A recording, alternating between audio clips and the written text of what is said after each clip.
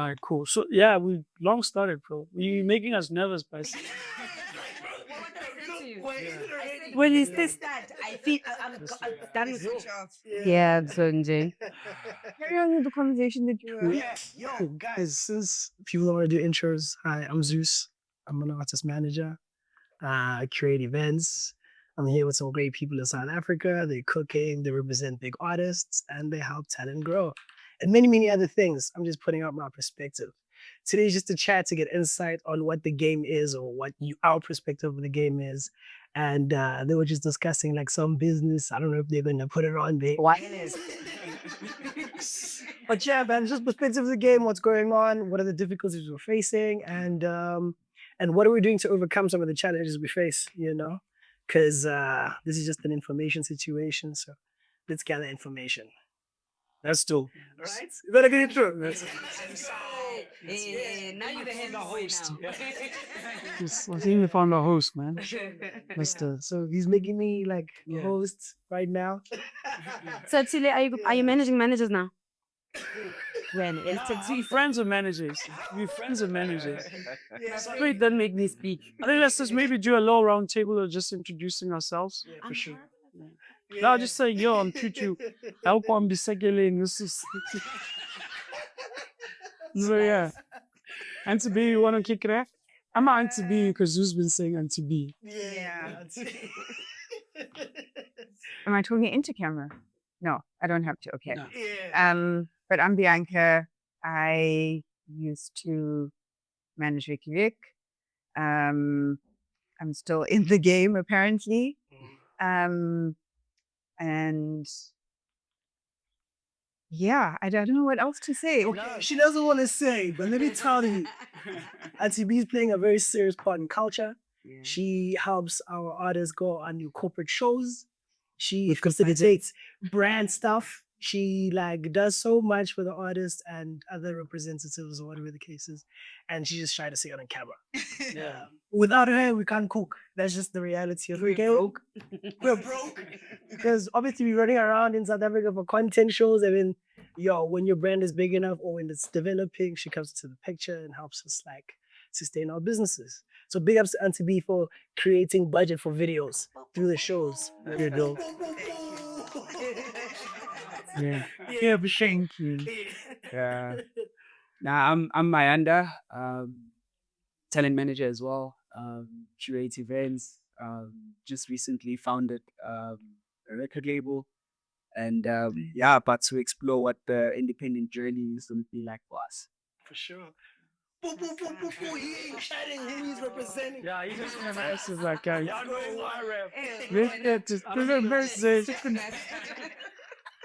So Ayanda manages Nasty for those that might not be aware. Nasty C. I call him Nasty. Yeah. And then I'm Tlee. I'm hanging out with my homies, my friends. I work with Casper, and yeah, man, that's pretty much. There's so much more to you too. We'll hopefully get there through conversation. For now, that's who I work with. Worked with multiple artists, whether be it consulting or facilitating certain things for talent. But as our baby of the operation, Cass is our baby. For sure. Yeah. He's already done an incredible intro. Oh, man. Tutu, let's go. I said that just to make you nervous. It already did. What now? Geez, okay, I'm Tutu Buttons. I'm horrible. This is God's Okay, I'm Tutu Buttons, founder of Tsquare Productions. We do artist management, stage management, a lot of management of, quite a few stuff. We touch here, there, and everywhere. Currently working and have worked with a few artists in the industry. It's actually been a very long time that I've been here. She's not trying to name drop. She's an Asian also. Why are people downplaying their CV? She man, an agent for gigs in Dubai. I suppose you see. She's an agent. Yeah, she represents a lot of artists. Momo, Shava, Murder. How do I pronounce it properly? Murder. Yeah. And Also, many others. Jazzy. No, Jazzy Q. How should we say it? What's the right way of saying it? You know what? He's given up on correcting it, and I'm not gonna. How does he say Murder. it? Is it just Tumelo. Oh, Dumelo. How's that? It's Jazzy. Yeah. okay? So I'm right. You guys have decided Jazzy Q, Yeah. but I think either or. Okay, cool. All right, cool. Yeah. Many I others. suppose it's my turn. Yes, sir. Yeah, Leroy Khoza is the surname. Shout out. Prefer referring to myself as a music executive and a label owner. Representing artists such as Big Zulu, Loa, Amos, Azana, etc. But we'll get into it as we continue speaking. Cool. You cookers. Yeah, man. You come from London now. Like now. So I'm ready please. for this moment, so appreciate my bro. Excellent. Please, calls.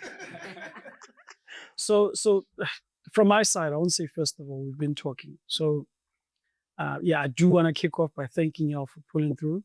I didn't know this had a different shape last year where it had an audience, and the idea around it was just to share knowledge with a few people that DM us or that see us in the streets that want to get, for the most part, people don't know what you do, but the usually the hardcore fans knows who takes care of the business, And I think it'll be a miss for us not to impart some sort of knowledge where we can. So by virtue of what our positions are in the game, we are behind the scenes, so we're not great speakers. We spoke about that last night on the phone with Thuthu, and she's like, hey, Chi, first of all, I'm trying to finish my scope, which is for you.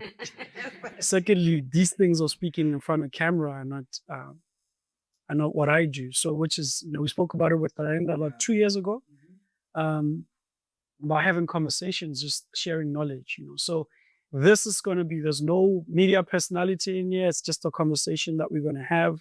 And I just wanted to kick it off by thanking you all for making time. I really, really appreciate it. I know you guys are very busy. For sure, man. Cool. Earning for people and for families. So yeah. To kick it off, one of the biggest things for me, I'm going to keep on kicking it off. One of the biggest things for me is the beginning, right? Not what school we went to. Maybe that's an integral part of what your management skills, are honed from. But for me, there's always this thing of, talent managers, or rather artists, don't get your friend to help you out. Don't get your cousin, don't get your mom or sister or whatever, which is a big misconception for me, because a lot of us started not doing this. I didn't go to school for this. First of all, actually, guys, make sure your phones, you might want to put your phone away, because my brother here, I had a story with the phones. So I was no story. That's on me. It's him. Yeah, before that, it's a TA. I used to like drink food and stuff. Like, I was like, what? what did you do? Yo, I used to like steal phones with my friends. At gigs. Yeah, like at gigs. We used to do that shit. Hey, man, Like years ago, like. how are you traveling? Where's your criminal record?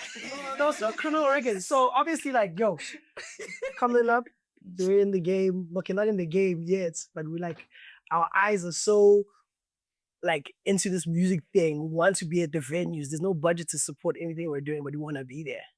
So when the guys are there, we're smooth talking, obviously, getting our way into venues. And then you're seeing some cheese boys that are La Lile, the two drunk. And so we used to collect. So the Blackberry and that, what's that phone? That the one that used to, Samsung they used to. Samsung. Yeah, the, bro, E250. So we swept the whole game, bro. So, Thuthu, please, where's your phone? I love Cape Town. Was I there? I got pickpocketed in Cape Town. Zeus, is that you? Yeah, no, man. But so yeah, that was funny. Straight from into here, that was funny. That was very funny.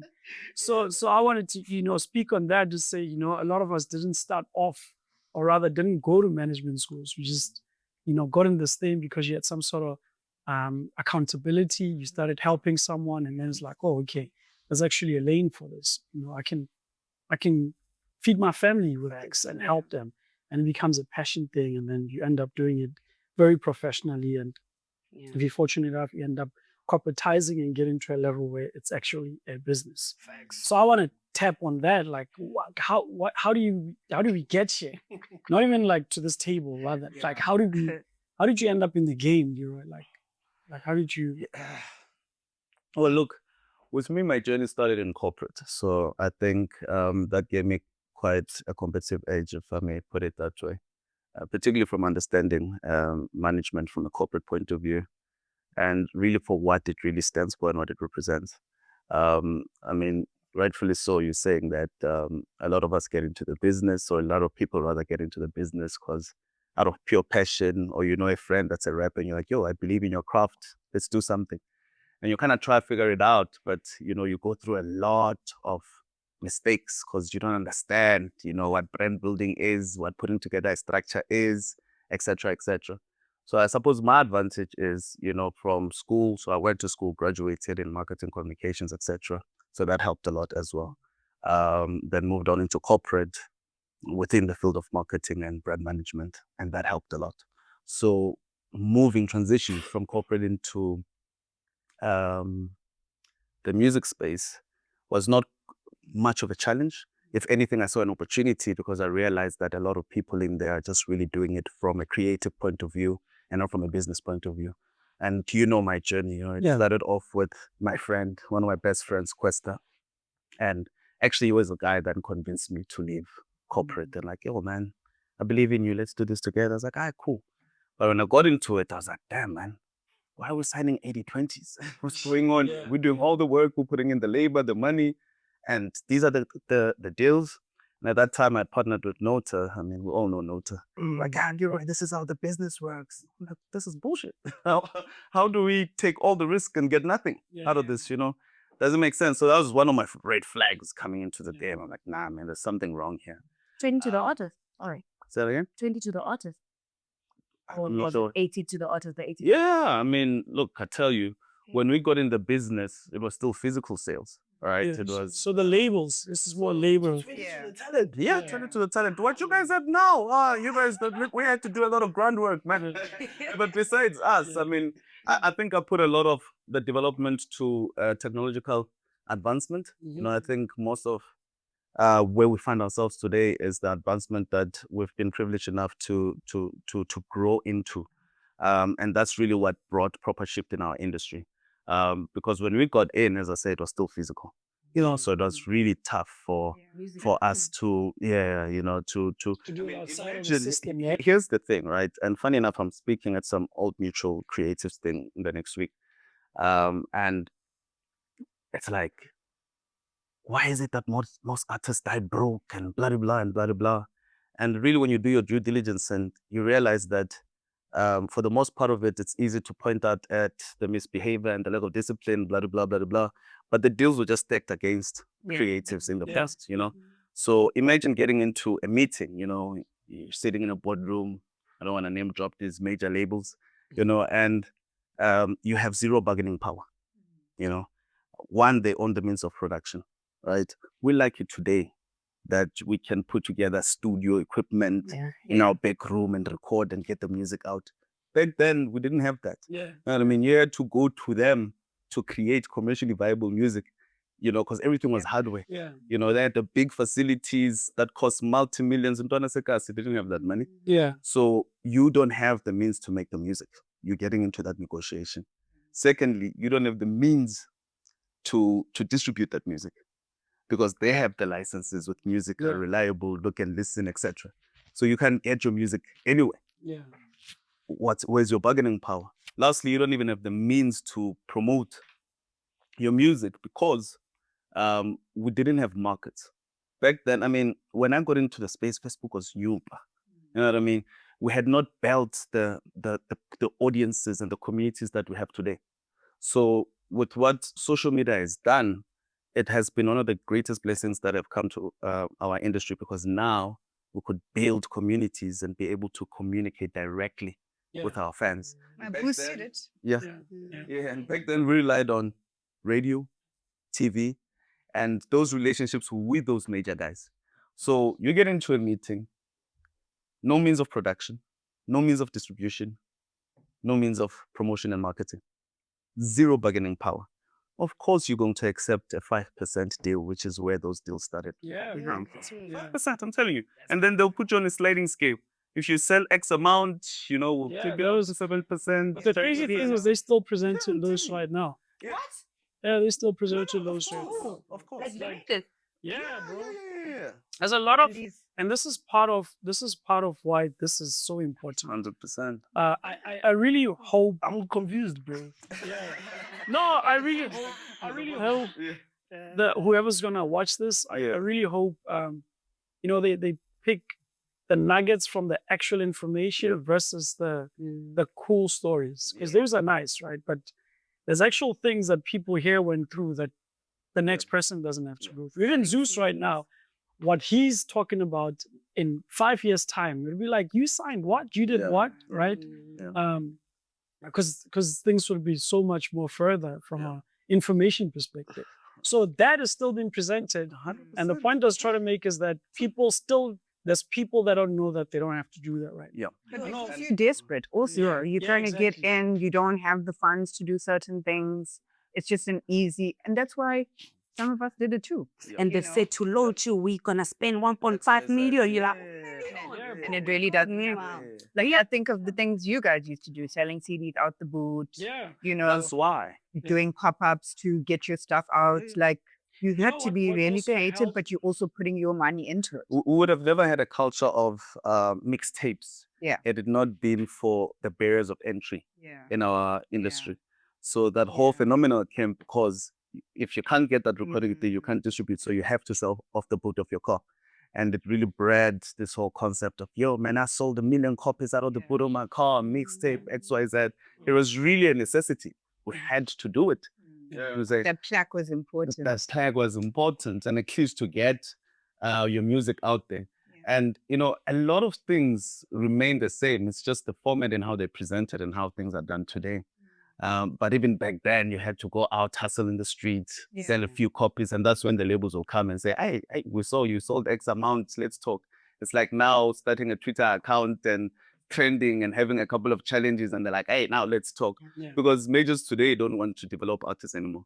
Look at all the majors. None of them invest the real budgets they used to. Because they don't have to. They don't have to anymore. Yeah, there's just too many and too much talent coming out. So they don't have to dig as deep to find a Waffles, to find a Nasty, a Ricky or whoever else. Because this, like every day when you log in, there's a talented kid. So they don't have to invest that into 20%. Yeah, and you see, I introduced myself purposely as a record exec and a label owner because I was mad. I got in the industry and I was mad. I'm like, this is bullshit. You know what I mean? Why are they taking so much of our money? I mean, Dakar 1, it was an 80-20, with the majority going to them. Into Dakar 2, it was an 80-20. And that was the biggest hip hop album of all time, sales-wise. You know what I mean? See, this is therapy for Leroy. See, he's letting it out. And I'm happy to say that because we've grown. I mean, we've been in the game now for over a decade, you know what I mean? And we've done things right, but we had to go through that school fees. You know what I mean? To approach things differently today. I'm telling you. You think And you want to follow up, and for young and I'm thankful for such a session because we don't do this enough as executives. The mere fact that you don't know me and I don't know you and we've never met, that speaks volume as to how divided we are as an industry. We get in, we want to compete. And we don't collaborate and we don't share ideas. That's true. And me and you, Tlee, we sit, funny enough, sorry, now I'm talking too much. This was yes. So when my early stages in the game, if you remember, you guys did so well that I'm like, fuck, who's this Tlee bro? Because Casper just came. Yeah, everyone is looking at and you. you went past all of us, like we're never there. And I was like, shit, man, I need to know this bro. If you remember, I called you, like, can I have a meeting? Can I have a meeting? And you were so busy. But you eventually agreed to meet up with me. We met down in, I think, somewhere in Bryanston. And all I just wanted to know is, how are you doing this? And I mean, how did you just get into this game and you're skyrocketing like that? And for me, that's the personality that I have. I want to go to people, humble myself and learn. Yeah. And a lot of mistakes that artists go through and labels and managers, particularly the independent ones, is once they have that hit, they think they've figured it out. Yeah. But you don't realize that this is not a sprint, it's a marathon. Yeah. And there's a lot of mistakes you're going to go through, and most of them will be costly to a point where it will cost your entire business. And for me, you touch on one thing that I want to speak about later on, which is collaboration, not from an artist perspective, but from I call it the office, right? I think there's not enough of that happening. But your perspective, or rather your intro to the game is, you kind of went, not necessarily talent management school, but you kind of came from, a higher learning institution into the game where, yes, I went to school. Yes, I went to UJ, and it was Wits Tech and then UJ when I was there. So I'm so I'm always magnificent when I know how old is that? so yeah, it was Wits Tech. Then while I was there, became YouTube. I hear Leroy keeps on saying, yeah, back in the day, it's like, no, Brandon, it's not back in the day ourselves. It's still now. So that's very important for me, how you came into the game, because like I said, not everybody came through a schooling institution. I know my brew here was in a completely different field. Ayanda comes from the exact opposite of what it is that I know when you came in, actually. I remember that. My story is very similar to yours as well, where I come from a corporate background, but I was in construction as an engineer, and came in. It was supposed to be a temporary arrangement where I was just coming in to steer the ship for a short period of time while Junior was looking for the next manager. And 3 months later, I call him and I'm like, yo, how far are you with the process of finding the guy that's going to come and continue? Like, I haven't been looking. You need to continue. I'm like, oh shit, okay, cool. I guess I'm doing this now. Yes, I'm playing this now. And my first gig was the Metro FM Awards, where we won 4 awards. What a gig. What a gig. Oh, yeah, we know. That's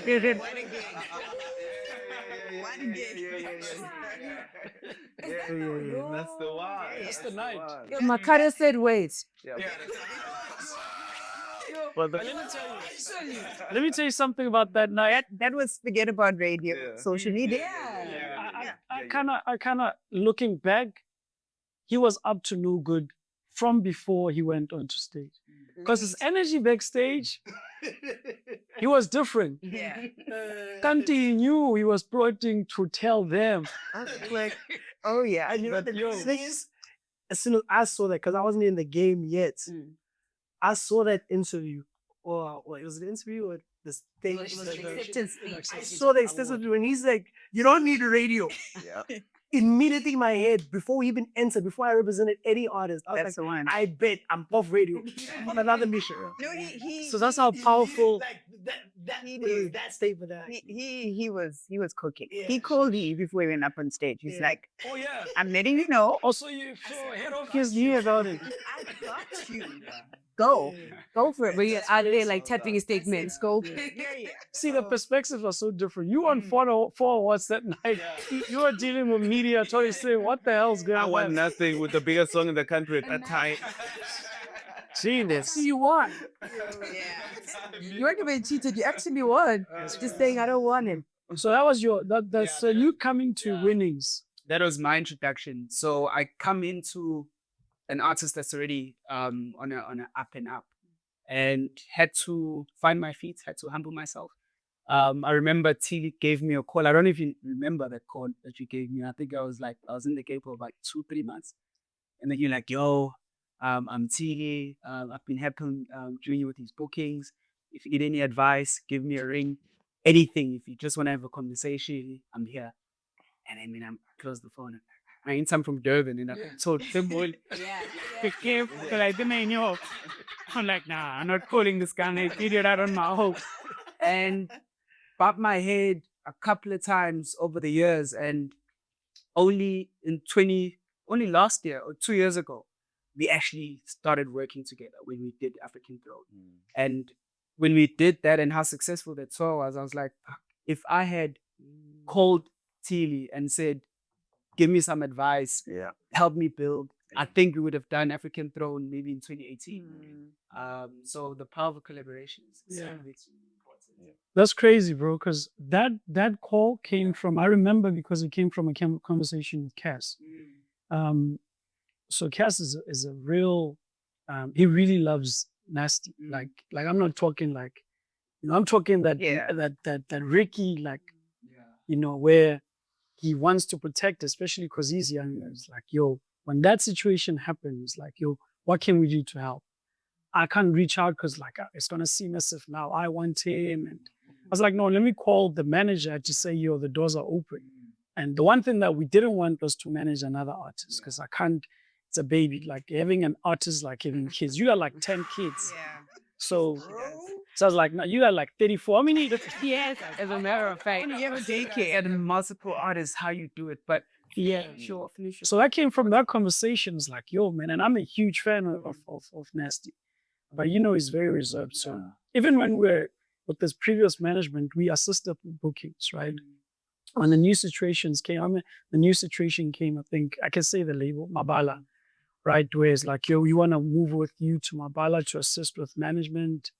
To be just like, nah, bro, like I've got my own thing. I can't be a part of that, And then it's like, yo, here's what the check looks like. It's like, nah, bro, like I'll do this for free, as long as it's not with, and not even because I didn't like Mabala, I didn't know them at the time to make that kind of judgment. It was just, I don't want to compete for management. I'll fight with the artist, right, for what direction we should take.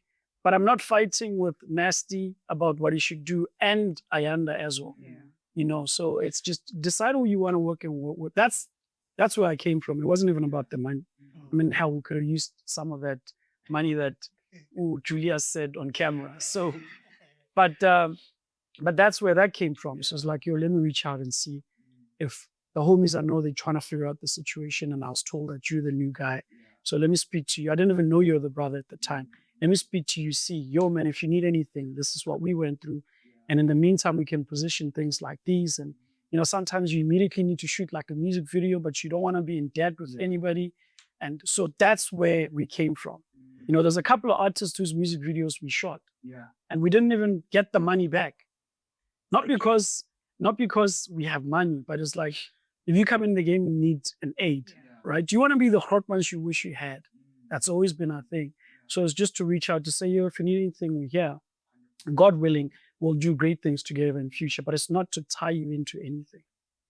So that's where the call, I remember it because of the previous conversation or the prior one with Cass. Talent management, how did you get into that? For me, okay, cool. While we're stealing phones, bro, I've always been a big fan of music, like for the longest time. And now that we're in class, when we're bunking, other people like maybe like smoking and drinking at the time, I wasn't doing that stuff. I was just listening to the music they were listening to. And for me, from the guys whose phones you stole, no, man. to their playlist. So let's say, for example, we're bunking during break. When we're bunking, we're listening to music. The guys are smoking weed. And I'm like, this is crazy. And who's this? Nah, it's a guy from Forest High. Now I was interested to discover who this guy is that made this Sonic.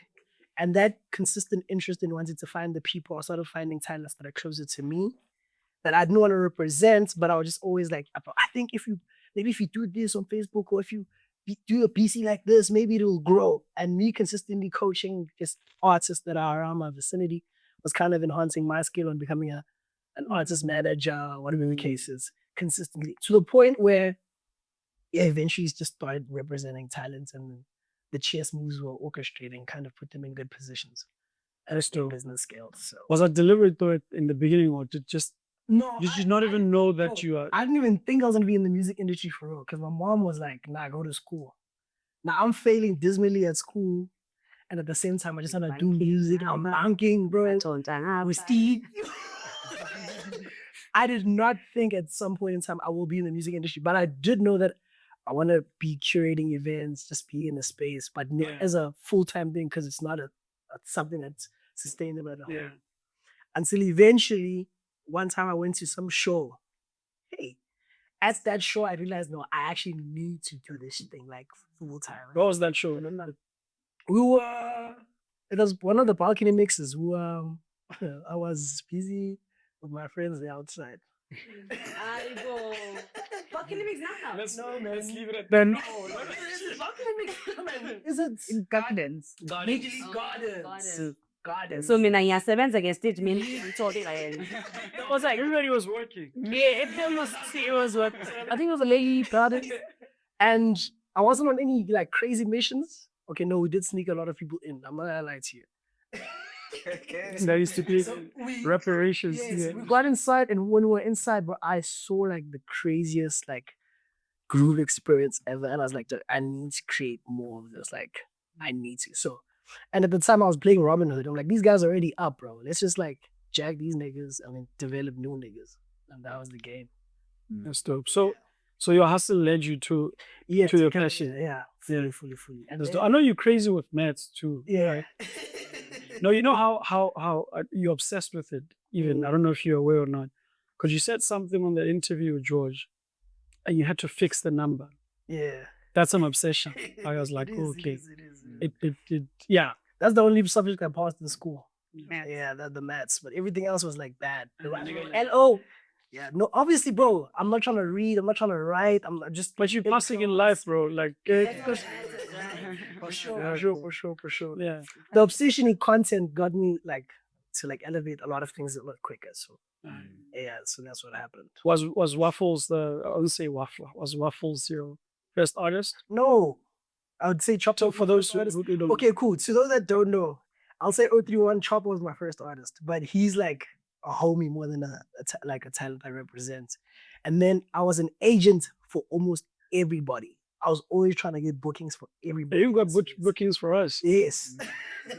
So we did a show in Cape Town, and then as I get successful shows, I make sure I'm there to be with the manager to get his perspective on certain things, because he saw that this show was of value to execute. So, and then that information pouring into me, I doubled down and informed Kai, and Kai is able to scale the whole time. So yeah, so I was a 031 Choppers manager, and then we were doing bookings for Costa Titch, for Marcus Harvey, and a couple of other artists. And then You Slade as well. Slade, yes, Slade. And then Waffles came into the picture. But when Waffles came, I had the whole network from Nigeria to I just already knew the whole country. So when that moment happened, it was like, Yeah. it was what you see, like, Yeah. So was Creative Corner? Did it exist before Waffles? or- yeah. So Creative Corner. So this is how it actually developed.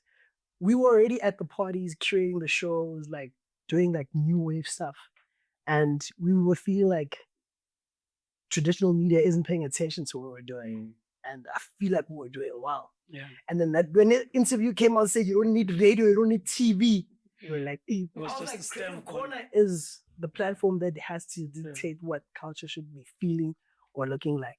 And kind of just doubled down on that. And then like maybe 4 years later, okay. Ah. Yeah. By that time we were already The reason why that's important for me is because for some of us, and I think it's unfair to the artist as well, a lot of what you do is attributed to the biggest talent that you have at the time. Like for you, Thuthu, first time I met you, I think was either Kronstadt or Velkong. There was a show you were stage managing. So you're already in the game, and you're already an important part of the game, right? But right now, everything that you do is only attributed to, maybe like a Java or a murder, but you build something before that, right? And some of the talent actually benefited off of the work that you've done from a networking perspective. And so for the weight of your entire operation to be on the talent, I think it is too heavy for the talent to be assumed as the one that's, Waffles has started Creative Corner, and this and that. So I think it's very important that people understand that. And again, speaking to whoever aspires to be or is starting to be, that it's important that you start your own little thing. I'm not saying create many parallels or whatever the case might be, but you have to be deliberate about what it is that you are doing in order for it to be equally beneficial with the talent that you do have. Because if you're just solely basing it on that we can, even if it's just one talent that you're starting with, but there's a lot of business and work that goes on around an artist. You have to find something that you will do that will ensure that, everything just goes up together, not just, okay, if there's no booking, then there's no work. You know? Yeah. But yeah. But you're doing a lot, man. You're doing a lot. I mean, obviously Waffles is a sensation. We can talk about that all day, you know, but from a creative corner perspective, I told you if an artist is not on that page, I don't know about them. Yeah. And I'm not even trying to be funny. Creative corner, I think it's Freshman Mag and all of those other, that's where I consume. It's about 3 or 4. If you're not there, for me, I don't know about you because I'm not on TikTok like that. I'm not on, so I consume from what I consume from. When last did you listen to radio? I listen to a podcast. I don't listen to radio. Since you won. You know, Radio. radio is still important. I'm gonna fix my radio relationship right now. Radio is still very important. I don't think percent, 100%. I don't think it taste makes anymore. Yeah. But it's important. The numbers. Yeah. So I think we have to look at it different now. Yeah. See, I know for Fill Up, for example. Sorry, yeah, but I'm trying to sell like 35,000 to 40,000 tickets. I'm not selling that without radio. I know for a fact. You know, I need radio. I don't know. So you have to be smart. Yeah. Where you need it. So the problem is every time there's something new, we divorce the old completely. Yeah. But I think then we're doing, you need a balance. So that's where the problem is. Learn it's our responsibilities to learn. And as much as our artists might not want to go to radio, but understand the importance of going to it. Yeah. I mean, we've been going through a transition because our audience is different, particularly from Ngcobo Records' point of view. Yeah. You know, it's more, call it lower LSM, more township, rural. You've got the numbers, You know? bro. That's where you at. That's the numbers, bro. So we've got amazing numbers, a very cult following, mind you, with the subculture. I'd say we have Famabina, etc. Huge radio market, right? But there's been a strong transition from traditional. I mean, because our sound is a mix of urban hip hop sounds merged with traditional Maskandi, Skatamia, yabo. So we have that staunch traditional market that you look at Maskandi as an example, huge market. A lot of guys within our age group we neglected because but huge market. And they didn't want to, they are not early adopters like what most of the guys they speak to. Yabo. I think till today they're still distributing their music via CDs. Yeah. Right? I mean, they've got branches. You know, they've got branches everywhere. You know, like how soccer teams operate? They've got branches everywhere. Branches put in the orders, they go, they print, they distribute, they move a shitload of CDs, right? But they're starting to transition, and the transitioning has been quite rapid. You'll see now. I mean, even big mainstream artists, youth-based artists don't do the numbers they do at times. You know, you see the likes of Khuzani releasing a record, right? He hits 1 million first day on YouTube, right? And not a lot of guys within the mainstream market can do such numbers. That's true. And there's been a strong move now to them consuming on all these DSPs, particularly YouTube. Now Spotify is growing. But traditionally, it's always been a very radio-focused market. So in the beginning, we've really been radio, TV, radio. But now with TikTok, there's like this huge burst, right? They're moving heavy into the very huge Facebook market as well. But Instagram for us is minute, where that's where you guys play a lot. I think you've got Kokota and whatnot, right? Creative corner. Yeah, creative corner and whatnot. So that space is not predominant today in the Instagram space. Facebook, TikTok, but TikTok is now like really doing the numbers. So we're going through a transition. I was like, hey guys, we need to shoot a lot of content now. Now this content thing is a serious thing now. We can't, you know? Because in the past, literally we could build hit records just off being on the ground, radio, TV, boom. You know what I mean? But now we have to now start curating content. We now need to be creative. We now need to be in the socials, particularly with TikTok and Facebook, and having to strike that balance between the importance of radio and, you know, social media and TikTok and whatnot has become very, very challenging, but very exciting at the same time. But, you know, when an artist is not used to, hey, I'm not that, man, you can't be shitty content. But we need to shoot, you know what I mean? And Street cred, just to kind of shift that mindset from what has been traditionally done to now moving with the times, because particularly if you want to hit the younger audience and so forth, you have to be in that space. Yeah.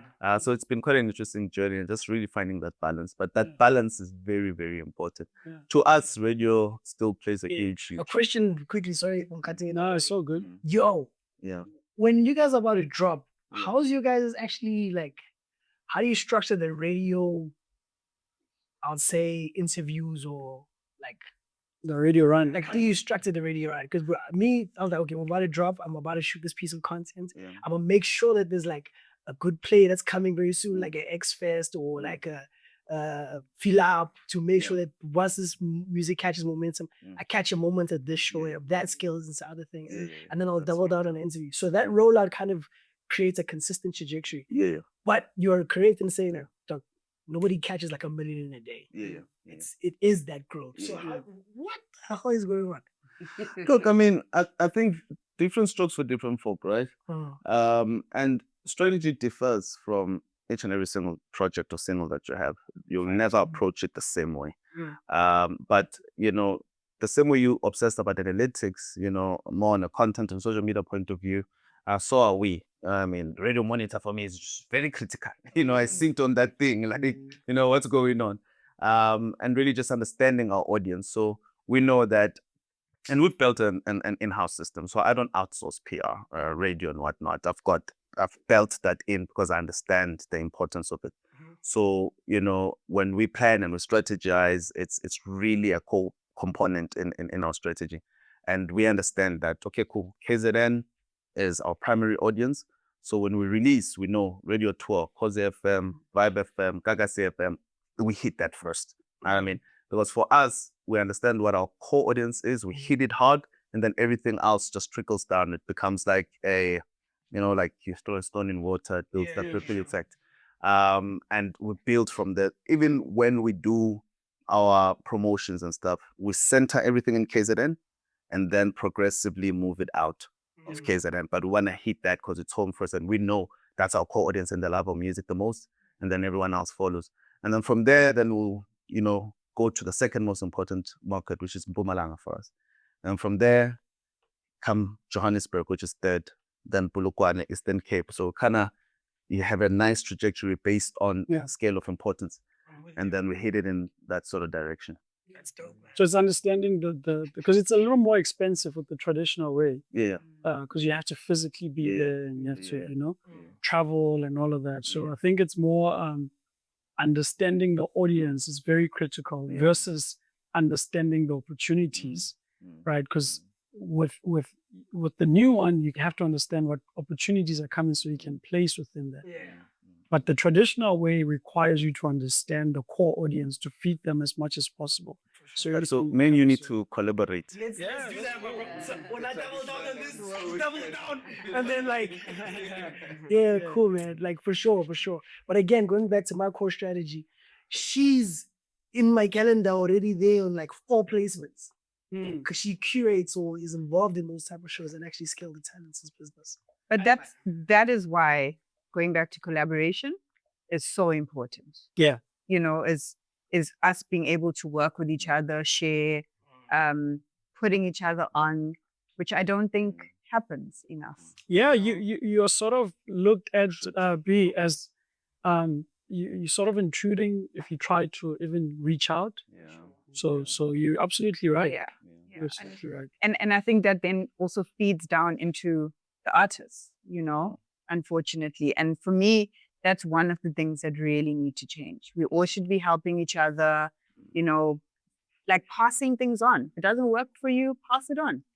Pass it on so that money is moving within us. And you make so much more. And you can make so much more. But unfortunately, we did a collaboration with about Thuthu. Within Ngcobo, so you know, when I conceptualized this entire thing, I went to the artists first. But sometimes artists think more on a creative point of view and not from a strategic point of view. And there's a difference, right? And our duty is more strategic based as opposed to creative based.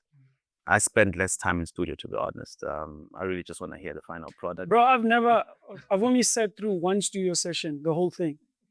In 13 years, only one. And that was with Daditse Potsula. I've been with some of the greatest in the, like I said, I love Nasty. I've been Ricky. I've only one that did Sepultura. So I do understand. I can't play it back. Let's go play it here. No, for the So 10% of my time is in studio. 90% is based on building strategies, right? And when we built in Ngcobo, when I went to the talent initially, they were a bit unsure. Like, ish, the egos, will this work? Will, But I really understood what this would do from a cultural point of view and what it will do for both businesses. You know what I mean? And when I then reached out to management and we started discussing it, fortunately they saw the vision. And I'll tell you, it's one of the best collaborations ever done in the history of South African music from an impact point of view, from a culture point of view, even from a creative point of view, and just the ripple effects of that have been nothing shy of amazing. I think we're headlining Delicious now as well. Yeah. Is that just headlined Bush open now? Yeah, they just Did you just announce? Or? yeah, the announcement is today, but it's all side. Damn it, breaking news. All those things, it could have never happened without the collaboration, right? And what also happens with collaborations is you're able to build an additional layer to your current brand. So now, not only are you being booked as Upik Zulu, but now you're booked as Ngcobo as well, or booked as Ngcobo. So when you do those collaborative projects, you're able to create different layers, and you can multiply the income that you Should actually be very true because Java did it as Java last year. They would have never brought him back again because they need to replace the lineup. He's going back this year again as Ivyson. That's strong, That's fire. That movement is fire, but that movement is fire. It's too expensive for us to, from a promoter's perspective, to book. But that means you guys did it. You guys collaborated. But we did it slightly different. But that these collaborations are incredible. But I'm more interested in executive collaborating versus just the talent. Yeah. From minds, from Thuthu's got her own background, Bianca's got her own background. So yeah. And how did you how'd you get into this? Yeah, Doug. I learned off of people's mistakes and I just did the opposite. So there's a company called MSP, owned by Isaac Masia. So I come from Valcom, and after matric, I came down here. And when you were saying that it's not even from school, but I actually just realized that I actually started managing things in high school. I was doing a lot of what I do now, behind the scenes stuff. If there would be a concert, I would find my way in there. I would assist and I would, And then when I came down to Joburg, I came down to obviously hustle, see what's up with the big city from a small town girl. I went to so Isaac was looking for promoter girls. I went through as a the pamphlet girls. Yeah. And then he was doing a concept called Mini Cooper and Bikers event in the Val, and he gave flyers. I was working with Sina, who now works with Kabza. Sina was there. Sina was our driver. I was a fly girl, and I think one of the things that made me stand out was that I was given the flyers, and I went to, at the time we resided in Kagiso. I went to Kagiso and I found you call it a club, a bikers club, and that guy was like, "There's 300 of us. Bring us forms." And I ran. I was like, "I've made it." I was like, "We've got more people to join in." And from there, he brought me on to work at his events. And I used to work at the gate, the artist gate. And I was so strict because people would come, remember, when I would bounce artists. And he'd be like, "He's an artist." I'm like, "You said I must let the artists that are on the lineup." And, I think I pissed off Zege. I pissed off quite a few people on that gate because I was like, "You're not on the lineup." He's like, "Yeah, do you know who I am?" I'm like, "It doesn't matter. You're not on the lineup." Do you now accept that for your artists when they're not on the line? No. But what are you doing if they've even not booked their drink? But in essence, he saw that he was like, "You're so strict and I learned from other people's lessons is that he would keep losing stage managers because the girls would leave with the bruise. Because, you know, the guys would come, they hit on the girls, and sometimes the girls would go and the stage would be left, you know, unattended to, and there was a gap and I ran for it. I won't mention who took who, but yeah, there was nobody managing stage, and I managed stage and I did it so well. And that's actually when my career started. And this wasn't so I started working with him in 2009, but I think my first stage management gig was in 2010. And I remember this Not Sleeping Life started a while ago. We used to do all the schools, the Val Beach party. We used to do Val Beach party. We did Karankua, and I think that's where our WHP brought up Casper with the ponytail. You know, I wasn't there. I actually know that was, I think it must have been Medunta actually. So we used to do all the freshers balls. Oh yeah. And like I literally would be home like just in May. And then I would have to go back for like the spring breaks that would start. So we do UJ, we do Val, we do, you know, sure. So technically that's where it started. That's dope. And I think from there, Euphonic had seen me at one of the gigs because they had been booked and they'd seen me multiple times. And he was like, yeah, let's meet. And I was auditioning for acting. And then while I'm also stage managing, and then Euphonic called me when I had a callback. And then he was like, I'd like to give you a job, you know, you can come through, let's figure it out. I think he had seen how I stage managed, and he was like, I think he liked the work ethic. And he was like, come through, let's see what we can do. I went there, he's like, you can do PR. I was like, I don't know what that is. I actually also started marketing communication, but I didn't finish because my father. My dad disappeared and I got an F7 because I couldn't pay for school fees. So at that point, I'm not getting an F7 because I can't pay for school. I'm also like trying to hustle everywhere. I do have a callback. It will probably pay me a lump sum that I will lose, but like Euphonics also offered me a job which I could be there for longer. So I chose the long run. I chose what was gonna last longer. Yeah, then started working for Euphonic, worked for him for 4 years. I was like, this is tough. This is very hard. So was that management or? I mean, it was it roadie? I wouldn't say management, but I was like his PA, and then I did his bookings. And like I said, when I came in to do PR, but because I didn't know that, I hadn't studied for it. You know, we figured it out. And he would come and be like, okay, cool. So it was at 5FM, it was invoices, it was filing in bookings, it was us trying to figure out how to, because he had a very niche market with like, you know, because it was at 5FM, you know, and he was trying to break into the urban market and trying to figure out how do we do that? How do you take Fresh and Euphonic, which is FU, and, you know, and then we're like, okay, why don't you do like 2 discs, like a black and a white, and then the dance music for the urban market, and then this side for like, you know, the white folk. And it was those kind of stuff. So that's where I actually got to learn. As a matter of fact, I actually hit him up I take him out on a date because I just realized that like, I thought he broke me, but I didn't realize that he actually built me. Yeah. You know, because at the time it was so hard. And I was like, what is this? I'm like, why are you so hard on me? And I don't think I'd be here and I'd be able to handle 10 artists if it wasn't because of him. That's great. But also like, that's powerful, right? Because I know he's strict and he's openly admitted to being an ass. Yeah. But you're also very strict as well. So I can imagine the clash at the time. Yeah. Can I this tell one. you, right? The following.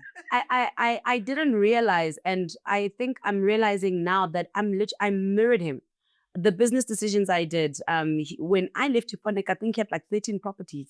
I've got a few properties of my own because I learned from there. Yeah. But sometimes because you're so fixated about being angry or whatever emotional stuff that I had gone through and didn't deal with then, I didn't realize that like this guy actually groomed me, you know? Yeah. Because outside of what people know with what I do, I've got livestock, I've got, you know, because he's taught me that like he's passive smart, income, very. I might be the smartest. I still speak to him. Yeah. I still speak to him regularly. Yeah. Like I consult with him on a lot of things. Like when he's back home or when we speak on the phone and spend a long time. He's one of the people that will get back to you. Yeah. If we say, like you can call, let's say about properties, say we're doing 1, 2, 3. Yo, I'm traveling, whatever.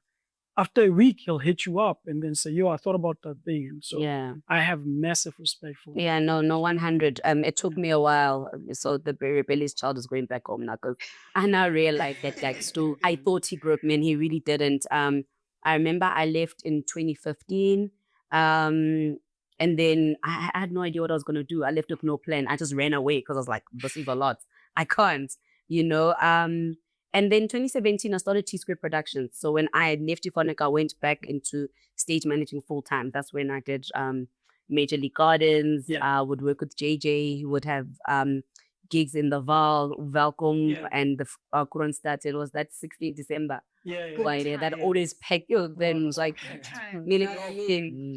so within that, I had actually created Tsquare Productions to be a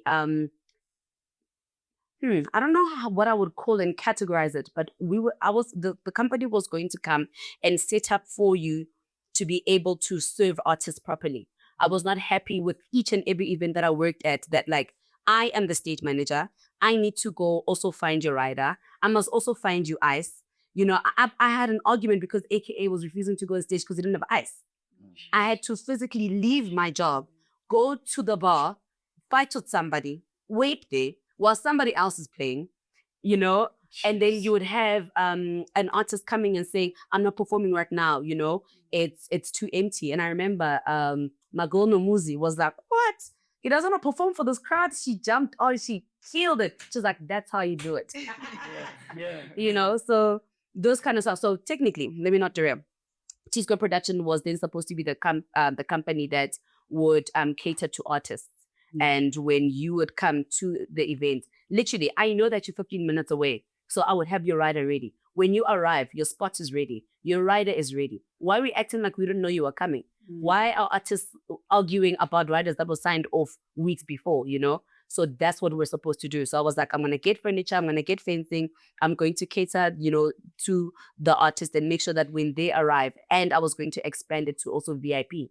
Because you'd go to like a Major League Gardens, you know the demand. People are buying Ace of Spades, but there's no space. Yeah. So that was the idea. Then 2020 happened. That's dope, man. So it's literally because of the problems that you experienced. Like, okay, I'm gonna fix this and this, and this, create a business out of it. Yeah, but actually, before 2020 happening, I actually then went and worked at Solistic Music. Oh yeah, So with when I tried to do a booking for coffee, for me and a friend of mine in the UK, Ed Ivyson, we were trying to do a show in Armenia for coffee. I remember I hit you up to say, yo, and I knew at the time you weren't working with them anymore. Yeah. But you could advise about how to. Yeah. So the plan was to be there for 2 years, and while I save up to buy equipment for Tsquare Production, and I ended up being there for 4. Which I think once I got in, I realized that there was more to give. Firstly, we were able to grow, you know, the catalog from, you know, when it was just Black Coffee, I think it was Unplugged a couple. Bulu and Shimza had left already, I think, at the time. We were able to grow the catalog to like, you know, about 9 artists. And then, you know, and then you're thinking, oh yeah, I stayed 2 years. And then he's like, yeah, I want to do Music is King. You're like, wait, what's that? I'll stay. You know, and you know, and then you're thinking, oh yeah, but like I've reached the ceiling. And he's like, wait, Africa's not a jungle. You're like, wait, what's that? I'll stay. You know what I mean? So I think, you know, those, Music is King, guys. Yeah, that was dope. Sorry, don't lie now. Music is King was dope, right? Music is King was such a beautiful concept. The one at the Africa's Dome? in the jungle. Yeah, so we did the Dome, and then we also had one in Durban. I remember that. Yeah, and then Africa is not a jungle. I think the one I attended was in Lesotho. What was that? Yes, that was Africa's Not a Jungle. So yeah, Africa's Not a Jungle was, you know, packaging, you know, Afro-tech artists to travel with Black Coffee as the headliner. So he was actually like opening doors and giving opportunities, just as he's doing with High in Lembita right now. So the artists, you know, they would travel with him and then get that platform to perform in different. We did Angola, we did Lesotho, Botswana, I think. No. There was one in Botswana. Hey, but we did a lot. I remember I traveled, 2020, guys. I traveled a lot. And as a matter of fact, I think it was 2029 was supposed to finish the tour in 2020. 2019, yeah. COVID happened, you know, and yeah, And life. life. Then life happened. A question that I have for you guys is how did you maneuver during COVID when the world stopped? Because it affected us quite a bit, Oh, and yeah. I think it never got back to 2019. Yeah. Whatever. Yeah. How did you guys? Oh, you want to bring up Maybe trauma? you could go first, because For us, it was pretty. okay. No. That's dope. It's dope to know. So, yeah, honestly, I think, because Vicky got to spend more time at home, which he really wanted to do. I think he was, he went through those phases where he said 6 months, I'm out. I need a little break. I need to tap out. And he did, though. He did. So it's almost like COVID came at the right time so that he could take that 6-month break. But fortunately for us, we were in a place where it was, we were okay. And although the dates kept moving out, there was at some point work did come in because you were able to do brand work and do it from home. So that helped us as well. Yeah. And we had, we had other things going on that kind of did help with sustaining life. But yeah, I think a lot of other people, it was hard, but for us, it was definitely a time of just being able to bond, pick up new, ideas or do different things with the kids. That was really important. And when I look back now, it was God sent because we were able to spend such good time together before his passing. Amazing. So definitely for us, God sent. Yeah. Boy, as late. What do you do? Obviously, bread work, but none of us are popping. Waffle doesn't exist in my life at some point. So we do a lot of brand work with Costa. But most of my money was coming from Nigerian niggas. Okay. I was just doing PR for the guys or doing the logistics, booking Airbnbs for them and stuff like that. So, but I also think in that time you came up with other different there's many things. Yeah. Costa wasn't bringing a road, bro. Things that are game. Like, Yeah. okay, these Nigerian guys wanna go to Cape Town or wherever, let's book the Airbnbs, and it was just commission of everything they were doing. Yeah. That's how I was surviving. That's fine. Some e-commerce in the squad, some guys would do e-commerce in other Mm. countries or whatever. So it just depends on what the mind gave us. To us, that's what the mind gave us. Yeah. Logistics for Sure. people that can't do it. Yeah. I almost shot myself. There were 2 more Africans on the Jungle, if I'm not mistaken. Dates that we were gonna do was Nigeria. I'm not sure what the other one was, if it wasn't just one. And I didn't realize that through the whole time when I was doing Africans on the Jungle, I was pregnant. So I had miscarried. And then when I found out that I had a miscarriage, I resigned. So I resigned in February. And March, lockdown happens. I had no plan. Even when I resigned out of emotion. Yeah. Now we're here. And I remember at the time, I didn't realize that I actually needed that downtime to actually realize, because we keep going the whole time, you don't realize, and we don't get to, I think this is a conversation we're even having with Tlee. When you're in this industry, it's not about you. You know what I mean? You're the wallpaper at the back, making somebody else in front of you look good. Yeah. So I'm grateful for it. And I can say that now. It was financially tricky. And at the time, I was Miss Cosmo's road manager full time. She held me down. Yeah. Like Miss Cosmo literally held me down. Shout out to her. And just with that, and at the time, I was also starting to work with Major League. That's how I met Ngcobo Mpela. Yeah. And yeah, and I think now looking back, thank goodness. Yeah. I think I would have been in a different, a mental state because I would have kept going. That's the thing. It would have been, this happened. Oh, okay, cool. Let's keep moving. Because also we are in a male-dominated industry. Nobody has time for you and your emotions and your pregnancy. You must get pregnant quickly and get moving. You know what I mean? And that's not. No, but that's just right. You know what I mean?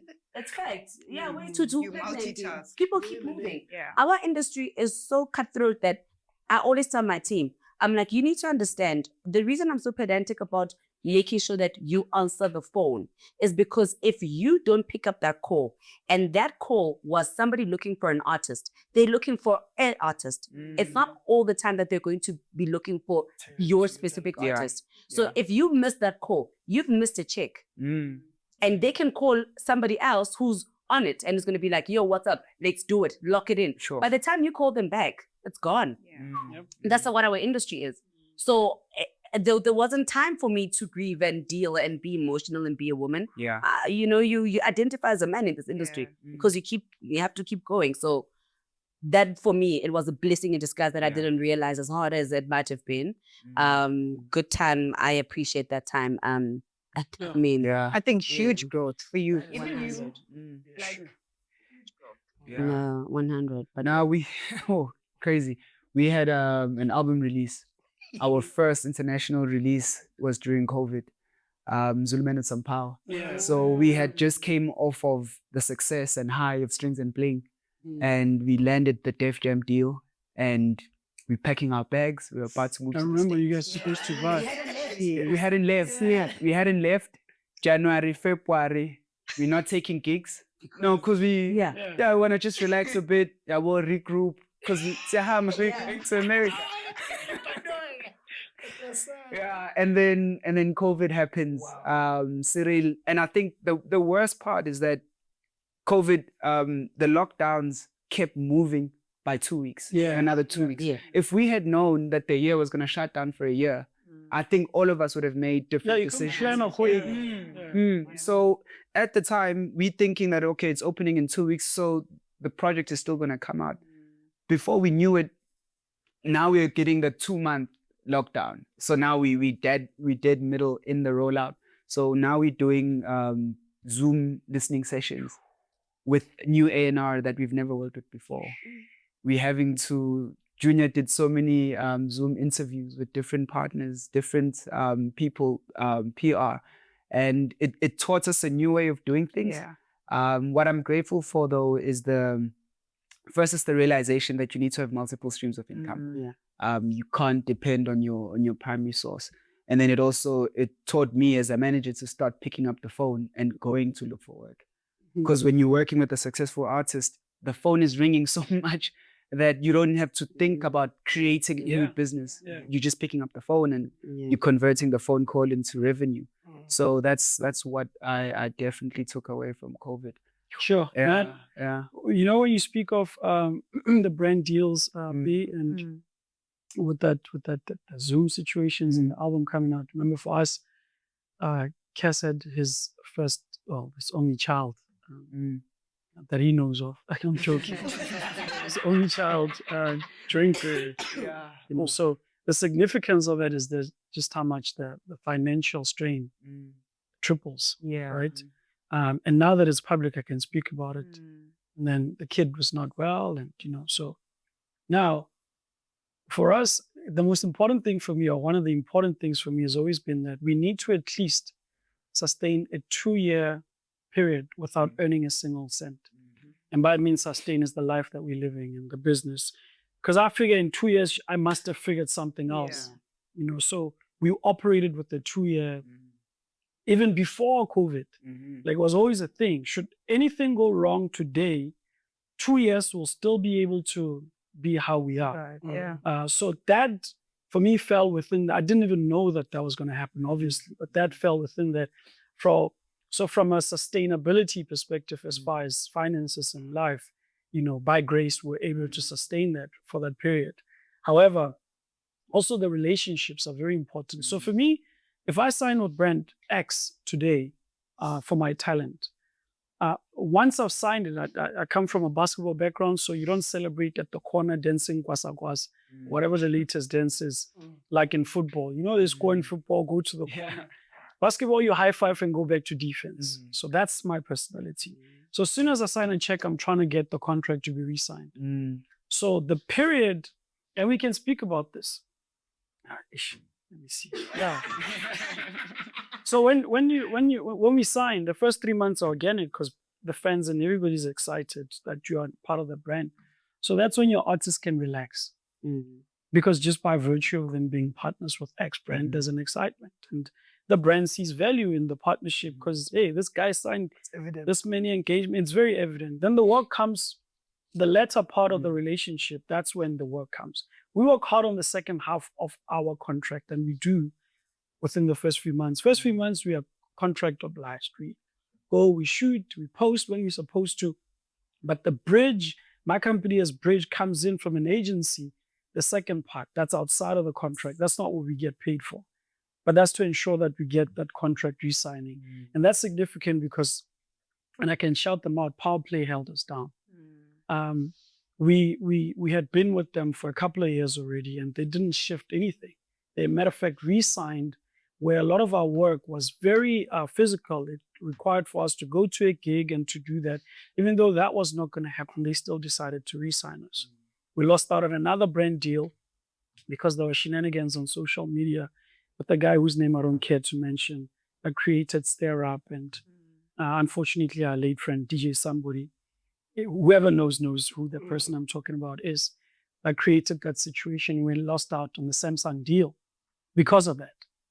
Because it was just like, oh, what's going on with this guy? Now he's summoning Samsung to court for this thing, you know. But that became messy and we lost that deal. However, because of our 2-year trajectory, we were able to sustain. And by grace, other things came, you know, work trickled in. We also released an album during COVID. But that's it. It was just a matter of how the finances were handled that it was able to sustain us. Yeah. We only got out of the sting of COVID last year. I'm saying for us to breathe again, because even during that, we still had properties, event properties, that is, you know, we still had things that we needed to do and things we needed to handle. Soon after that, it was Celebcity, the boxing situation with Knock Music, and then it was Celebcity 2, then it was Fill Up, it was this and that. And we would come out of a very bad Fill Up with Durban. That financially, that was one of the worst experiences of our partnership. It was difficult because of the promises versus what they could or couldn't do, right? And now in retrospect, you look at it, I'm grateful for that. When I look at what other artists are able to do within the Durban space, also what doing African Throwing, it really humbled us from where we thought the ticket sales were going to be. I now know where we went wrong versus what they were actually, were. Then you appreciate that moment more. We were speaking about it earlier with Zeus and Ayanda, about appreciating the good while it's happening. Because you're going to wish at some point, you know, you have an event, for example, for like a better example, and you're expecting 1,000 people and 500 people show up and you're not happy. You're like, damn, man. And then next time you do an event, only 300 people, then you wish for those 500 people, you know? So for me, I'm looking at it like we did 22,000 people in Durban, bro. 22,000 people. This is a Tswana artist in Durban. I've seen, for me, Java is one of the most incredible of our times. What movement has been able to do. You know, I think if we went to Moses Mabhida with some work and real energy, he'll pack it up. But I also see other artists trying to go to Durban, how difficult it is. You know, I'm sure you guys saw Rick Ross had to turn the stage around. You know, there was like 3K or less people. You know, I know he said 25,000 people on camera on his IG, but I know I did Moses Mabhida. I know when you turn the stage, it's 3,000 people because you're performing to see kills, right? So doing 22,000 there, the same night as Gaga CFM, you know, the Gaga C Beach Fest. That's not easy. And wasn't it free? Was? No, it was paying. But from an artist perspective, there was boundaries. Besides the politics that we're dealing with, from a radio perspective, Gaga C is the biggest as far as, or outside of Ukhozi, right? But we dealt with all of that and got 22,000 people, you know, and that for me, I wish I'd appreciated it then, you know, because only now do I see it like niggas are trying to do like that. Not even niggas, me. I'm niggas. You know? Like, man, Ayanda. Well, our one was, you know, it rained out the first time, but even then the projections were not 20,000, you know. So when you see that and you took that for granted back then, But now you look back and like, damn, that was that was a huge thing. But the point is how we, to your question, Ayanda, the projection for us or the trajectory has always been 2 years. Yeah. Be good enough for 2 years in case anything happens. So when you pray that God, even if you give me nothing now, I'll still praise you, you mean it. Yeah. You know? Because people say that and God is okay, I'll stop. Stop giving you, going to see. So that sustained us together with, the great folks at Power Play that showed us massive love. They carried us families, and So from creatively, we didn't, I mean, it was the Global Citizen online show and one of those, I think Telkom also came. We did a couple of those, but that was, far in between. Yeah. I think, also just with that projection, it's not easy for everybody. You know what I'm saying? Well, Cassie's a big artist, you've been in the game, it's taken years to build. So like if a COVID had to hit again, for someone that's up and coming now, they're still building. Yeah. And like one of the important things for me is when I look at that time, Nasty, Casper, Ricky, there was so much more to them. They weren't just artists. Like, you can speak well, you can appear well, you can be part of a brand campaign. And I feel like some of those things need to be taught now with 100%. A lot of these kids that are coming into the game, in order to have that sustainability of if a COVID had to hit again, But also, sis, like, because I know you're very brand orientated, like you've assisted with brand facilitation a lot, and even with Cotton First, there's a lot of brands that come in. To your point, not enough. We look at you like, damn, how do they get all of those? So you one of the ones that we look up to, by the way. So for me, it's also like outside of what problems could occur that stop you from earning, and you potentially going broke or whatever the case might be as an artist, it's how much more you're supposed to make, right? Yeah. So not only from if you don't earn from your bookings, but right now, yes, you're making X amount, 10 Rand. But actually, if you took care of these other things, you could be making 1,000. Yeah.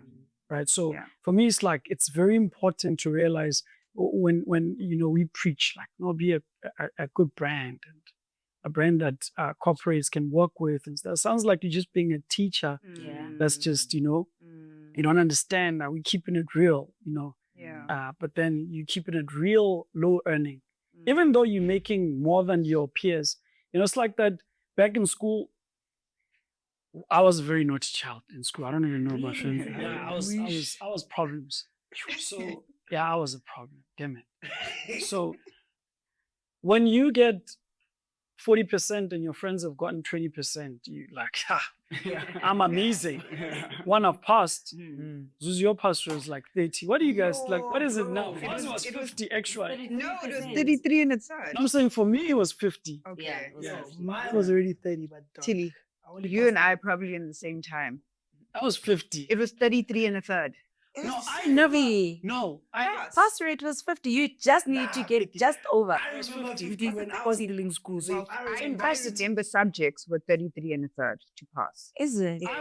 I had to negotiate 1 mark because I got 49 for marketing research in varsity for it to be 50 so I can pass. You went to speak to the. Yeah, no. I'm real Uncle Waffles. I have at this elephant in the room. It's crazy.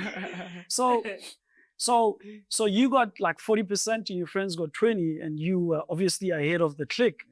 But we're not working for 40%. That's how I see the game also. It's like, because you're making more than your peers does not mean you're making what your potential is. So people need to understand their true potentials in order for them to stop comparing themselves to at least. And a lot of artists, even some of the biggest ones, when I see an artist, a friend of ours, Lerato, who said, when he sees a product, he looks at how he can sell it. That's how he's wired. He's posted this chicken poster a lot of times on social media when he used to sell chicken. He's a businessman. When I see an artist, I see how much more they could be making. But because You know, you don't want to be that guy like, yo, Zeus, you know what you could do? You can take this. It's like, you know, do this, my brother. No, You know, as a matter of fact, that's why I don't, and I don't want to say I don't, but I don't know how to approach artists. I don't know how to approach artists because of that, because you need to meet them and tell them what you can make for them. That is so difficult because there's what I can do because I will do that. What are you going to do as the artist? Because there's also work ethic, because some artists really are under the impression that like you wake up and be an artist, you don't have to do anything. My manager will come and tell me what to do. Driver, Yeah. you pour petrol, you work, I take you. Yeah. Like, you know what I mean? It's a collaborative thing. Yeah. And as a matter of fact, I should only be doing 20% of the work. If You know what I mean? If we are being honest. You know what I mean? Because this thing of doing them 100%, you know what I mean? But like, I think that's why I don't approach artists, because it becomes so tricky for you to approach an artist and say, this is what I can do of you. This is what, yes, I can sit and say, I've worked with this person and this is what we're able to do. Trust me, a lot of it also had to do with the artist. Yeah. You know what I mean? Yeah. Like, I think Murder is one of the most professional, most, you know, stressless artists I've actually ever worked with. You know what I mean? And I suppose you were in December. yes, you did. Tlee stressed me out in December. Tlee doesn't like me. I love her. But I could always go back and maybe, you know, talk about like a different artist that I'd worked with. I've been privileged enough to work with, you know, like you said, like, you know, different genres, different ages. And I'm realizing that I prefer the experience because, you know, the more experienced artists have lost. Yeah. And so actually, when now we come back from the streets, because after COVID, we did the tour to the UK. And it was basically the first export of now Mapiano now, right? And now we're in the red. So we need to fly out, go to Ghana.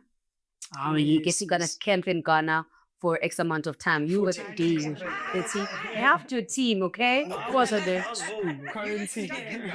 was it was horrible. I remember that. You know, and expensive. And you're not making money. So you need to go to Ghana, fend for yourself, trying to get, like, it's like we're on the boat to the other side. We don't know if it's so big. You know, it was actually quite a tragic time as well, because at the time I was traveling with Kamompela and Jazik, a little bit of TXC. You know, and it was the time when the boys were involved in a car accident. Bura and you know, may the soul rest in peace, and Kilakao, and you know, it was such a hard time because now we're stuck in Ghana. So now Jazik literally needs to make a decision of, do I leave everything and go back home? But you can't, because we've landed in Ghana, posted our passports back to South Africa so that we can get our UK visa. Yeah. So that when we've done our, I think 2 weeks of quarantine, 14 we can cross over to the other side. And if I'm not mistaken, I think we left on the 2nd of August. I think I came back home at the 27th of September.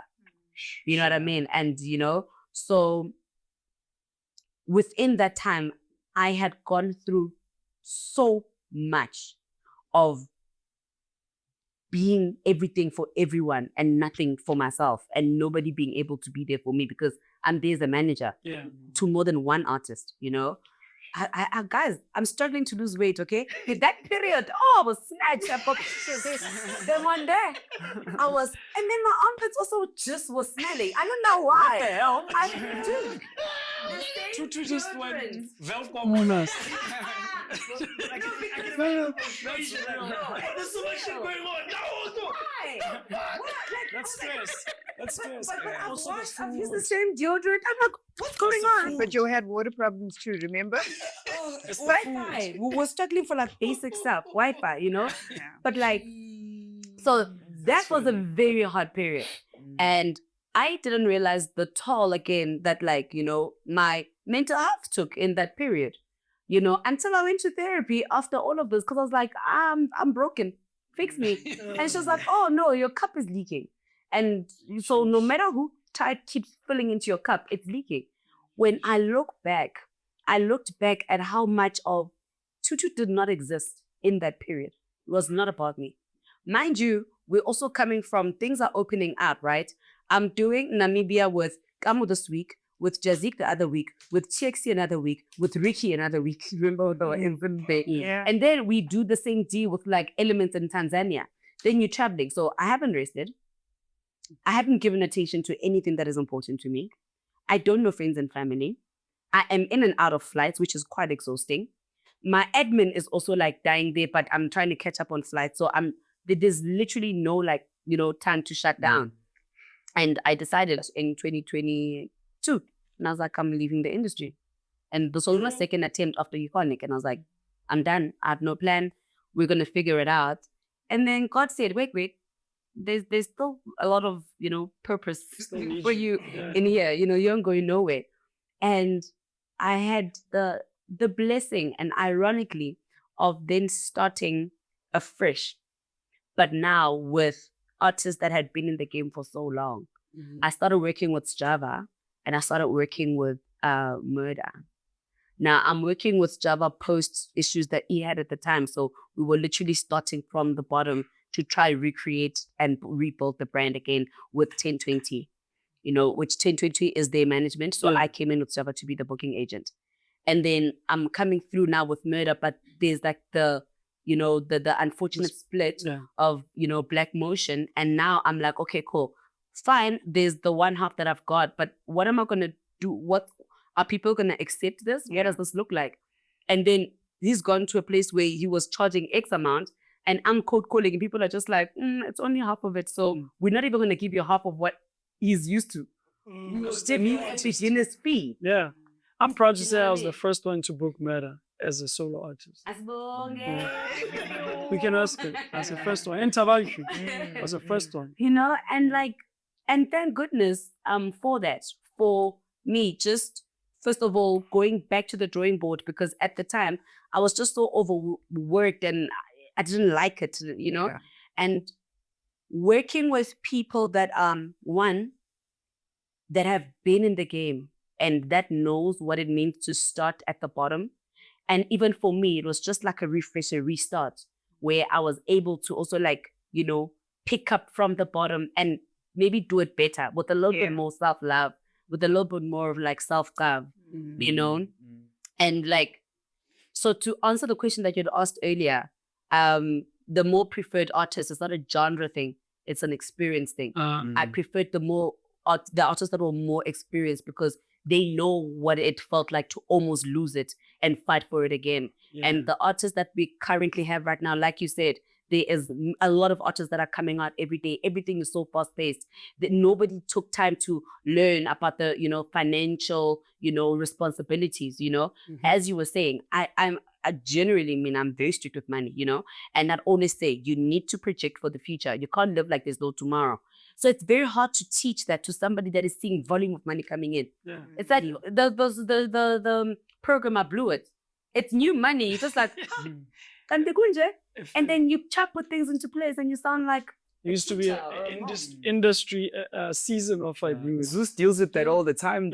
So they completely different. They see I've got a gardening service. They see that I've been doing bookings. It's not. But does that translate? Do they listen? Do they listen when you give them advice? That's why that artists are doing hobby business. They do the venue because this guy's up regardless of the artist. A lot, and you're right. A lot of them are. A lot of you guys had just always trying to hustle something. Yeah, for sure. Yeah. And it was fortunate also because I ended up so the house we're living in. Yeah. I took my mom out because it was big enough to accommodate tenants. Then we built rooms. Cheese. Didn't build a back room in the house. And then I was living with the guys, bro. So as these guys as my business scales every day, they seeing the waffles of success and they all living with me. Yeah. And then this guy is here. This is not our artist. This is not like an artist man. This is our homie. He's not our OG. He's not an exec. This is our guy. And we're waking up all together and we're all eating the same thing. And they see the numbers, bro. I'm not gonna hide what's going on in the books. Because these guys know. I'm like, yo, bro, this is actually how the business is set up. Yeah. I mean, if we're doing a collab, that's how the partnership looks like. So they're like, no. This guy's up like this. And this is how his business scales so quickly. Let's also double up. Is that the reason why you mentioned earlier, I don't know if this is for public consumption or not, this being potentially the last class? Yes, this is the last Say class. Yes, Oh, yes. so you can say that. Yeah, I'm glad. Because Is that because from the energy perspective and you don't believe it. This is my own experience. I don't believe it. City, bro. To you, bro. Yeah, it's not up to me, but it's like I think it's the last class based on the fact that I already had, bro. I'm ready to move out. My girl wants to start a family. Like, so what you all? Listen here, okay? Take it from me, okay? I had a child. I was pregnant. I was supposed to be out for 9 months. That is not an excuse. You're not going anywhere.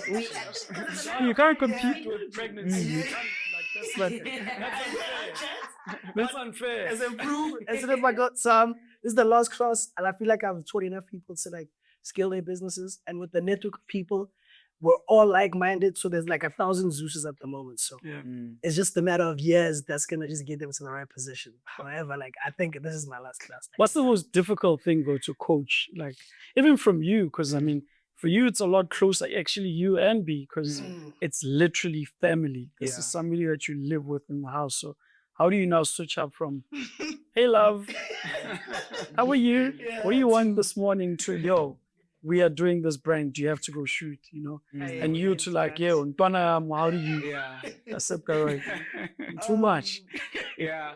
I think if you know, you obviously you've spent a lot of time with Junior. He's an old soul, right? He doesn't behave like a 27-year-old. So a lot of the time he gets it. He understands. Would see this is work, and where he's so dope, he's able to wear the Nasty C cap and he knows when to take it off. So I get to engage with both Junior and Nasty, and I'm able to with Junior whenever Nasty is getting tired. I have a conversation with Junior, and then Junior is able to say, okay, sharp. Nasty, push those. Yeah. So I'm able to deal with that. I think sometimes when you're dealing with celebrities or people people of influence, they wear that character all the time, and you never get to penetrate and actually speak to the person. Yeah. So it's not difficult for you because you're able to. Yeah. How did you do it, B? I mean, we went to your house before you even moved. When you were still in Randburg. In Bryanston, Bryanston, sorry. Right by kitchen. Yeah. We used to go to your house with like, so how did you say, yo, I love you. Listen, I was get the work done. You were in corporate at the time, right? You were riding or you're not riding? No, but it was very hard as women be emotional. It was very hard to separate the two in the beginning. Also because I was not on the road either. So I could catch feelings about certain things, you know? I stayed at home with a little baby, and I think that whole transition was a little bit difficult for me in the beginning. But Ricky very soon told me that, you know, this is how it's going to work, and we've got to separate the two in order for us to be able to do this properly. And as time went on, I really understood it. You know, I had to separate the two. Sometimes very difficult, but I think like a year in, I got it. Got it. And we communicated a lot, and I think he trusted me a lot, and that helped me gain confidence in what I was doing, because I started with no experience of knowing what this is, and then having you guys around knowing everything and being a German, as you felt, you know, it's going to be hard. But yeah, I had great support, and I understood what needed to be done, and he was so clear with his vision, all the time. I trusted it, you know, even when I'm like, oh, I don't know if you're making the right decision. He always made the right decision. Yeah, and that's difficult. Sorry, Thuthu. That's the trust that he had in you also makes it difficult, because then there's the old way that he used to do things and the way that you are now expected to take care of things. I'll refer back to 2015 when we did the first fill up. You know, Ricky wanted to perform with the band, the live band. You know, Ricky creatively, you can't tell him nothing. But for Casper, it was the first concert that he was going to do a band. Yeah. So now Cass is like, no, I'm the only one doing a band at my concert, you know? And Ricky's like, no, this is our concert, which was true, you know? And we all want to show up massive for our brew. So I remember I got on the call with you. Yeah. I think Ricky was coming from Durban or something. He was supposed to come for rehearsal. Because they did the joints together. Till today, I watched that piece with him and Anati doing that segment together. It was so powerful. It was. At the Dome. And he was supposed to come for rehearsal. And I was like, no, I'm doing that rehearsal with my bands.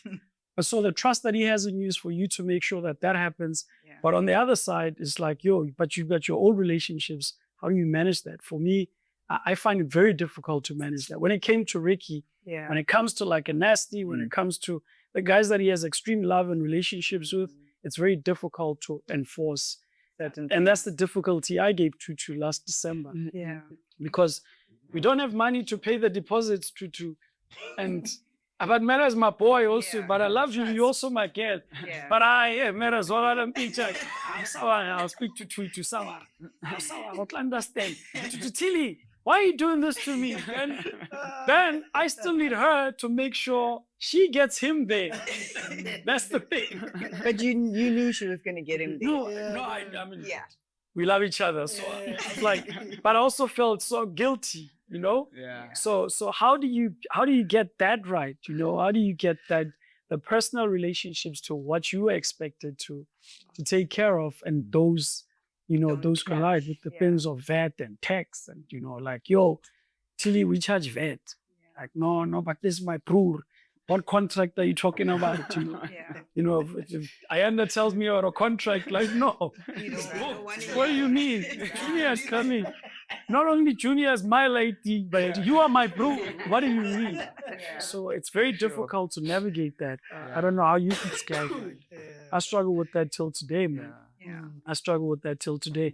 Remember last year, or 2 years ago, similar situation where you, like, yo, I'll speak to, and then, you know, I don't have a relationship that much with Kai. We speak very respectful, but this is my brew. Like, yo, I need waffler. This is like ish. Then it was sorted. All's well that ends well, but that's not easy. That's not easy. It's relationships. That's it. It's like cookie. Just knowing how to maneuver certain things, knowing who you can speak to. Everyone in this room, I know I can count on, you know, and pick up the phone and make a plan. You know? So I think and that is the importance of managers coming together, building such a relationship. It's not just for us, it's for the people that you're working with. So I hope we get that right. Yeah, I hope so too, man. It's not easy though, because, you know, you're speaking for people. I mean, artists have ego. There are a lot of egos there that we deal. We're in the industry of managing egos more than talent. So for you to try to get that relationship going and for it to be fruitful to everyone and make sure that the talent is still happy and still feels like they've been respected is extremely difficult. That we were on tour together and it's like interviews at 10. This one feels like, is he there? Is he at the interview? Or this one, is he there? I don't want to wait. And then, you know, like you we do that for 2.5 or 3 months. That's not easy. International gigs are so different because they literally just give you the money. You must figure yourself out. Lend it. Whether A plus B is, they don't care at them no matter what. And when you get to the gate and you're busy saying, Wuti, I'm who in the zoo, they're like, no, you must go to and they've got their terms. You must go to that loading gate. And I'm just like, we're just trying to perform. But you must go fetch your ticket. But they also have to send you information prior. So again, what happened, Koalis? Those guys are weird, bro. I was weird this year. And then this time around, we just had a person that was just extremely incompetent. That just didn't know what they were supposed to do. And every question they're supposed to give you answers to, they just didn't have them. They put you in the wrong logging station. They didn't accommodate the rider accordingly. It was time to go to the show because we were there 2 hours before. They couldn't organize what's that thing that they use at festivals? It looks like the go-kart. The go-kart didn't arrive on time. Talent had to walk all the way across. And it's like, bro, we went through this last year. Like, what the hell this year? And then that person just couldn't account for all the things they didn't understand.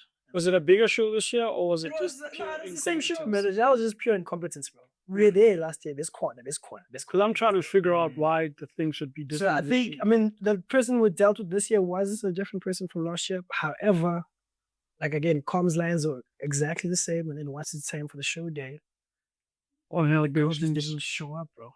Yeah. She didn't know, like, hey, bro. Now But the whole they team sort just of go over and above. yeah. Like they actually like they don't try to assist you. And I've realized that's like the difference between Africa and when you go like international.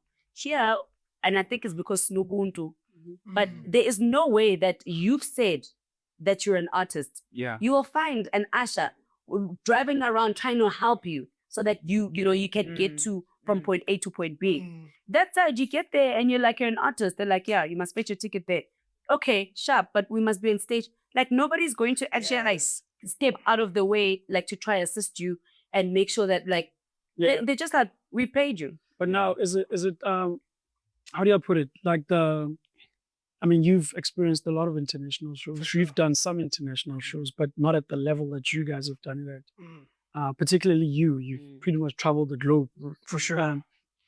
So is it how important is it to, like if you take the wireless situation, do you think people care about the statement post the show? And I'm talking about the fans, or do you think that does more damage between the artist and the promoter from a relationship perspective? It's so early Like, that I don't even know what it does. Yeah. To be honest, we're just like communicating to our fans, like, yo, we'll try to pull up, and it just didn't happen.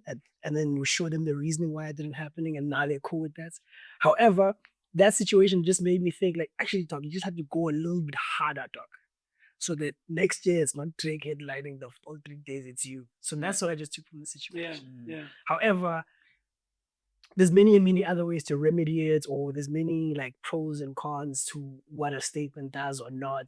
I just took it that, okay, this sucks, but Afro Nation is dope. The next one, Seven Fest, is gonna be dope, and many, many other shows that are happening are dope. So me personally, I'll never have the talent's perspective or my partner's perspective on how the whole situation was feeling. I just feel like, hey, let's go harder and make sure that maybe in the contract we double down on if there's any incompetence in the team, this is the situation you're gonna have to deal with in terms of financial repercussions.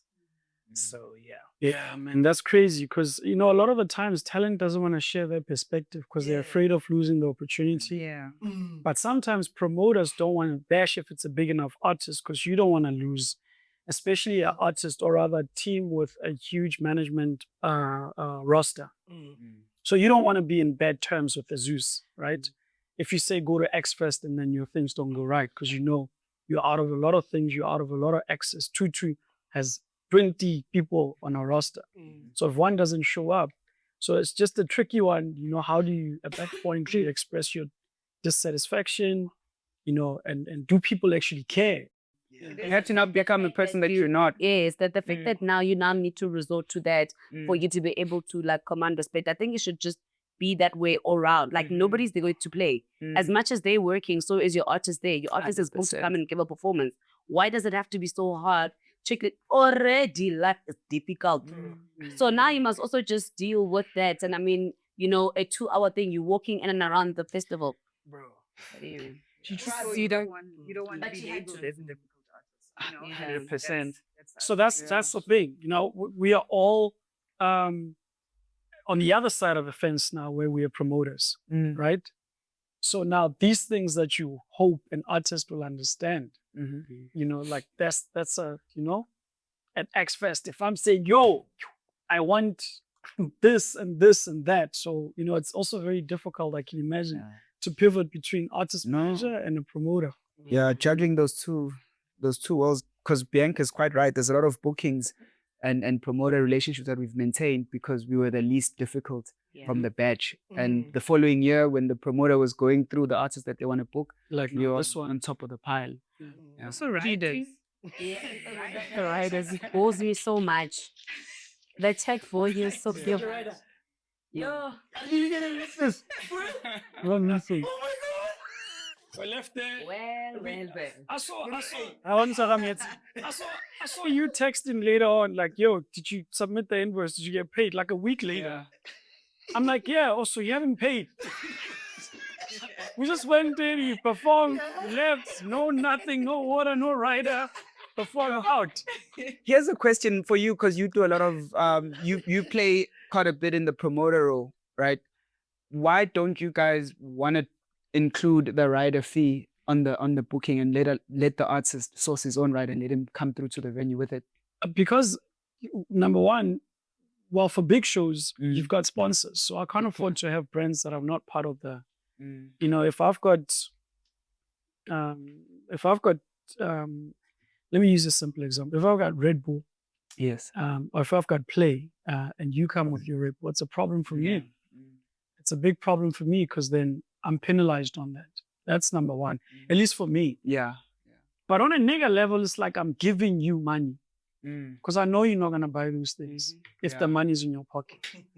So that's the nigger side of it. Okay. But the professional side is taking care of the brands that are there, respecting them. And even if I don't have a sponsor, it's just I don't want these brands having access to my space that they didn't take care of. You know, so that's but the landed situation where you pay a landed fee, I think works out better for the most part. But the problem is also like the rates and things like that. It's like, okay, does it matter? Do you guys care? And this is a follow-up question to that. Yeah. Do you guys care about what the industry charges? Or do you just charge what you charge based on what you think should be? And what is that even based on? You are not from Yahoo. You're not afraid of the numbers. Bro, through our bag or ask somebody else straight up. And this is purely based on the fact that I understand what the talent is. I know what she brings to the table and the amount of effort she's going to put into the show, but only from just like a DJ performer, like as a full performer. Yes. So I justify my fee based on that.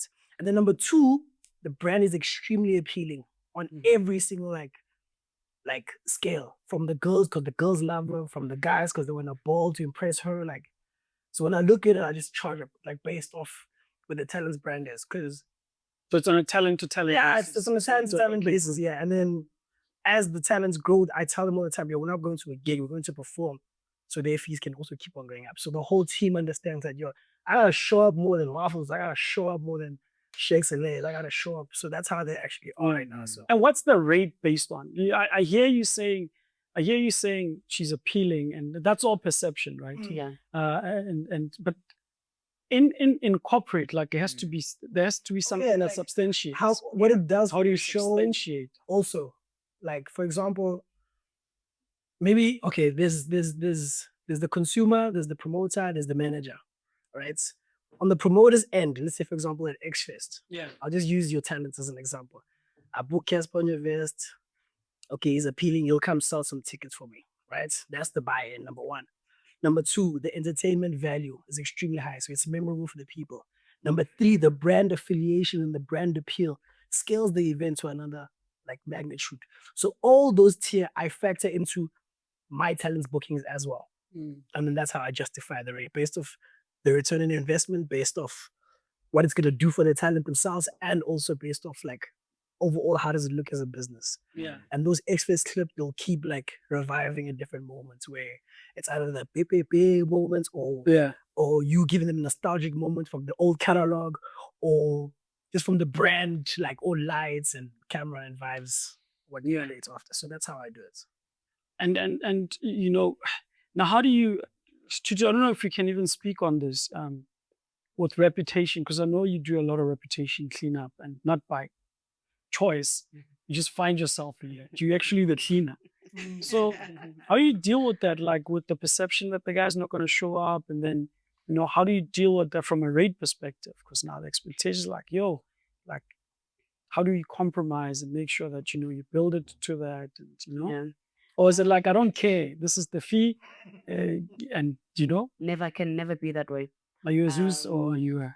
No, it can never be that way. And the reason I say that is because I sit here as the middleman between the promoter as well as the artist, right? The artist has got a target of how much they want, and I need to be able to get that. But I also need to play nice with the promoter because, one, my service must be seamless, my service must be very prompt, and my artist must show up.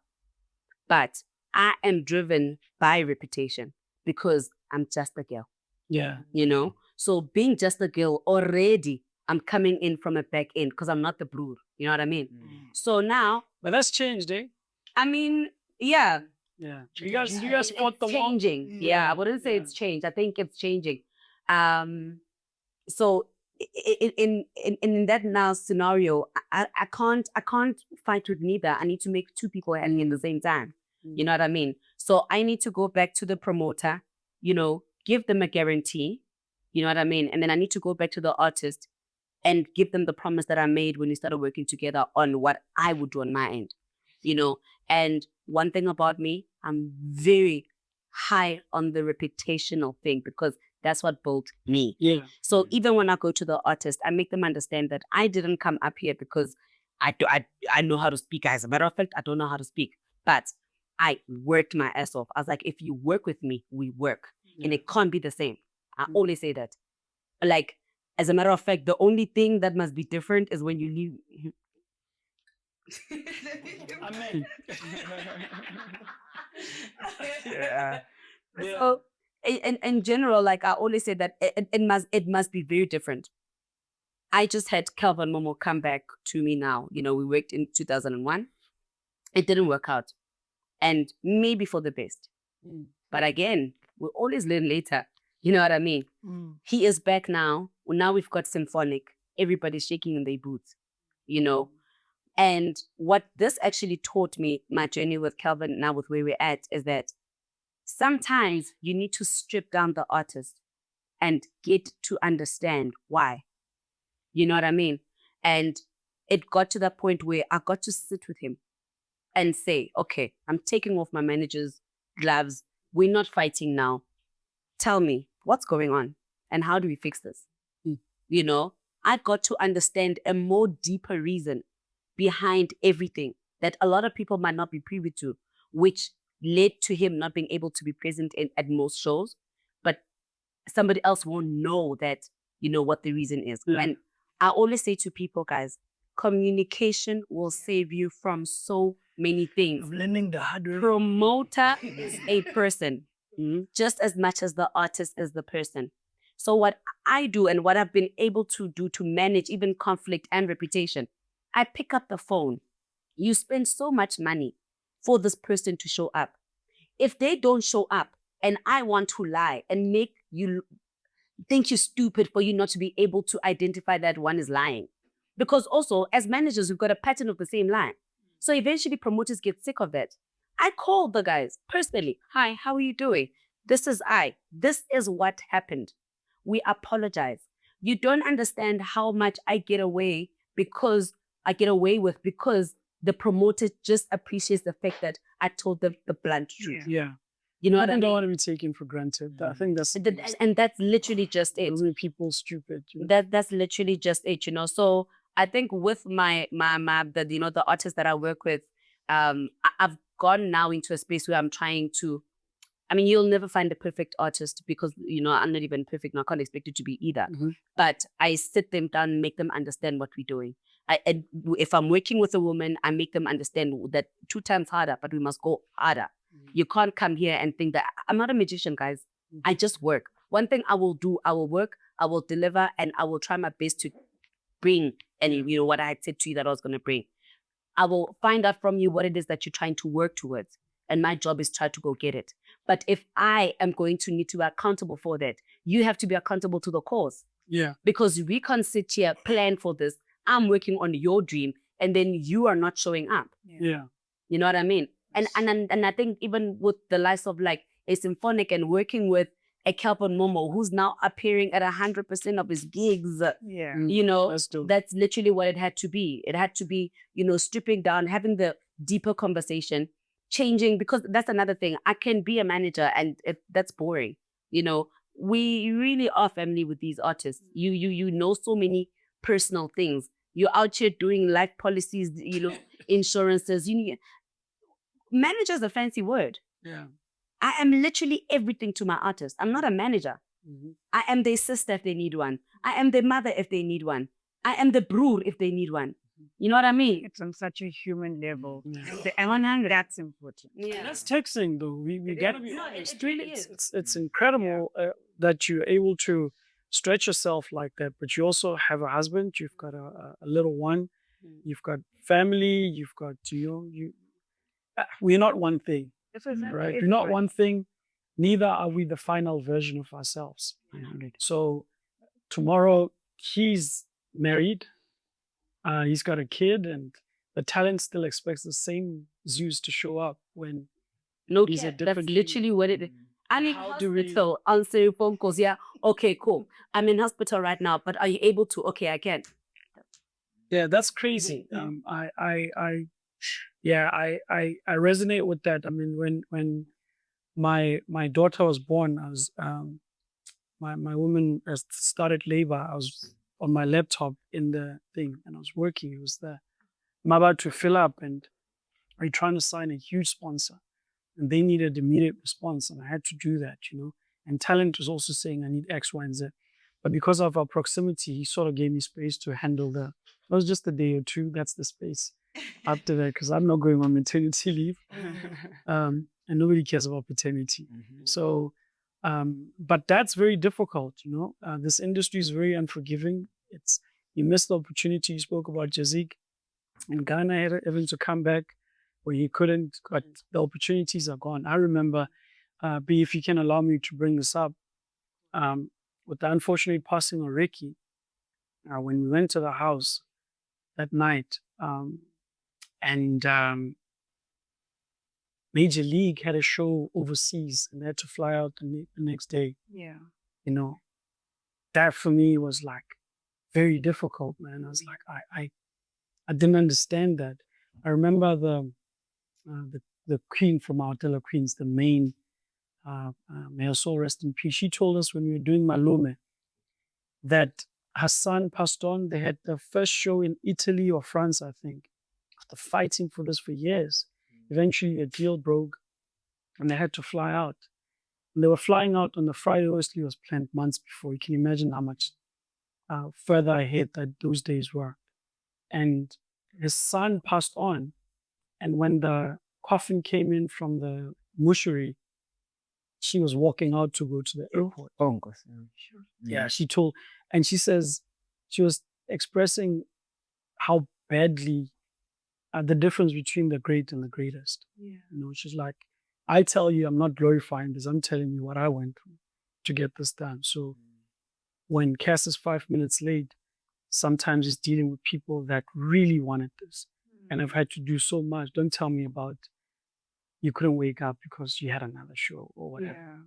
So that I got that message on that night when I speak. I'm trying to stay away from that. But that was tough, man.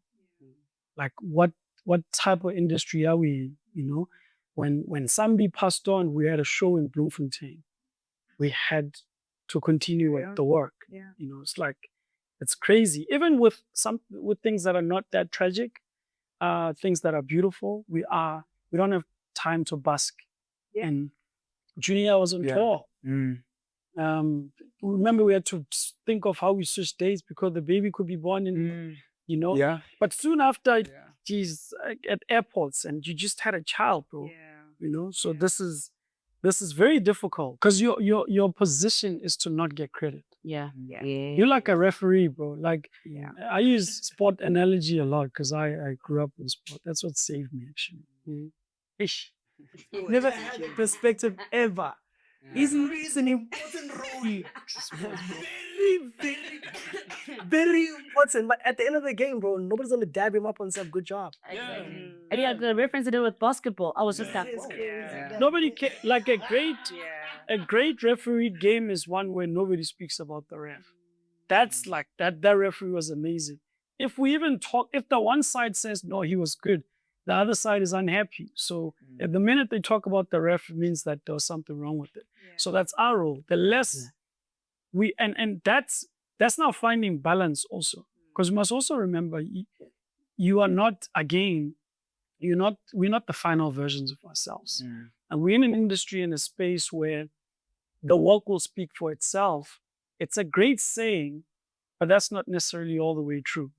The people that speak for themselves the most get the most rewards and the most business. Yeah. So how do you balance that with speaking for your business? And we spoke about that. Yeah. My team had to fight me to do this, because I was talking about just wanting a conversation, and I was like, nah, man, I'm not a camera person, and this and this and that. And that is dictated by your position. I grew up in debate teams. I grew up speaking in front of my class and speaking. I don't have a problem with that. But the role that I took dictated that I be selfless. So to the point that you're making, it is important that we give ourselves acknowledgement, at least if you're not able to celebrate yourself.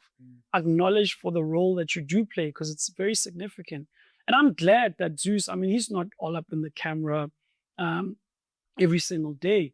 But the interview, like I said, with George on the Inside Show, that for me was very important, because I got to understand where this guy came from. Because I knew him as a Yahoo brur. I knew him as a guy that used to do bookings for some artists, but I didn't understand the depth of his businesses. As incredible as God blessed him with the presence of waffles in their business, but it's not the beginning and end. There's so much more to that. And it's important, because then if you're sitting there thinking of bringing a festival X, which is huge, or the Olympics are coming here, and they're thinking, who can get the youth to come to care about the Olympics? It's because this Bruce spoke about it. Otherwise, I don't care. I don't know if I'm sitting there at Coca-Cola. I don't know who you. I'm sure when you do your speaking. Nobody the Bruce and the people that are speaking for themselves. You can't sit there being bitter. Say, well, it's just because Papa, they speak too much. That's why they're getting all the work. Yeah, you chose to be quiet. Yeah. So reap what that comes with. So the people that are able to speak for themselves, and this is part of what this platform is for, is, I don't know, I think collectively, we're able to now speak about what we do, because you realize you're in a room full of awkward people. So it doesn't feel so let's all be awkward, okay? It's okay. Because when you're out in the street, no. Yeah. You don't, and we spoke about it, I think. Also, it's a safe space. Yeah. That's what I'm saying. It's a room full of awkward people. And, and this, anything, like I said, I'm going to send it to you guys. Whatever you don't like, we can remove. It's not that type of, no. If you get home, you think, that thing you are children. See, let that come out. I'm going to remove it, because I'm not chasing for us to do 250,000 likes, or whatever the case might be, whatever matters from a matrix perspective. But we were talking about yesterday in a meeting that Cherry facilitated, that the problem with fighting for couch space with your artist, that's what I call it, right? So in the club, artist stands on the couch. Our role is not to stand on the couch. There's a lot of artists that fight to stand on the couch. Artists are fighting for bottles with the promoters, because they want the bottles. My girl wants it, and champagne. And Nasty doesn't even drink, but I'm fighting for champagne. And I'm using that as a real thing. Wasn't I under the previous manager, not to bash. But it's a real situation. It's like, this brew does not care for these bottles. And he's fairly young, fairly new in the game, and he just wants to perform and go back to studio. Literally wants to perform and go back to studio and make music. He's not even trying to chill. And the band is just fighting for bottles, bro. Like, it wasn't time for that, and how do you then fight through that and balance it with what it is that's important, and not fighting for couch space with the artist? Yeah. For me, that's the most important thing, or rather one of the more important things, is not just to speak to the young ones and then some old ones that want to be in the game still. Is to say, how do we become a community?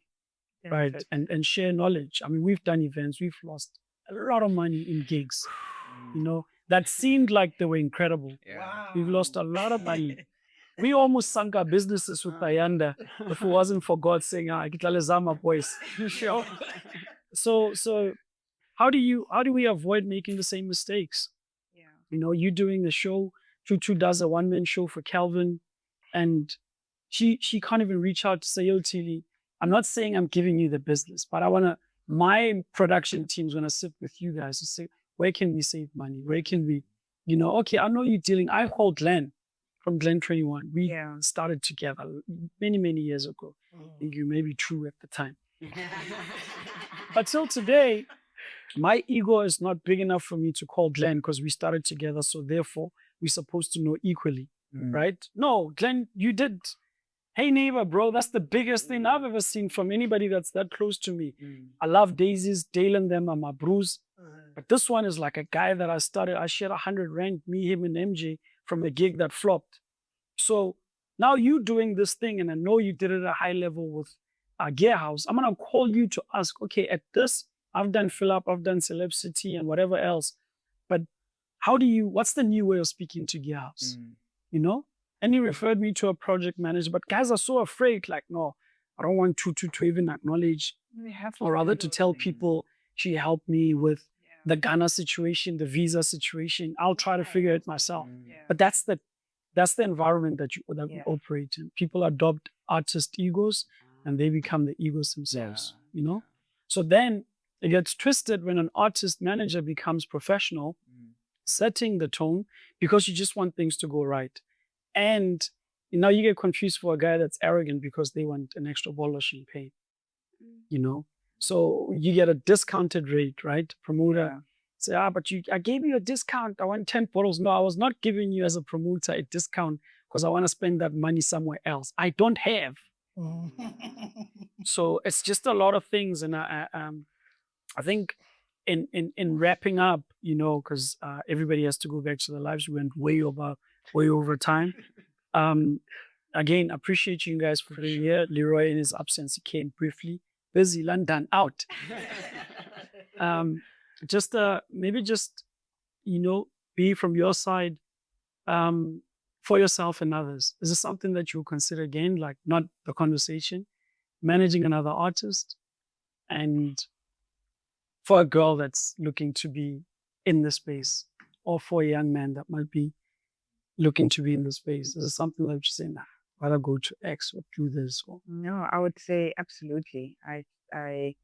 I would encourage, as long as you know what you're getting yourself into, you yourself have good work ethic, and is willing to, I think also choosing, like you say, choosing who you want to work with is an important thing.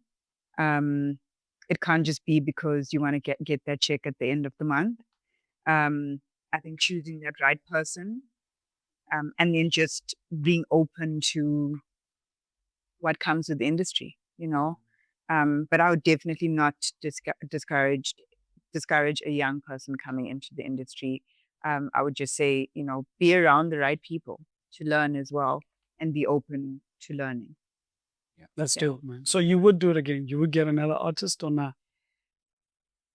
I'm kind of in the background right now, you know. I'm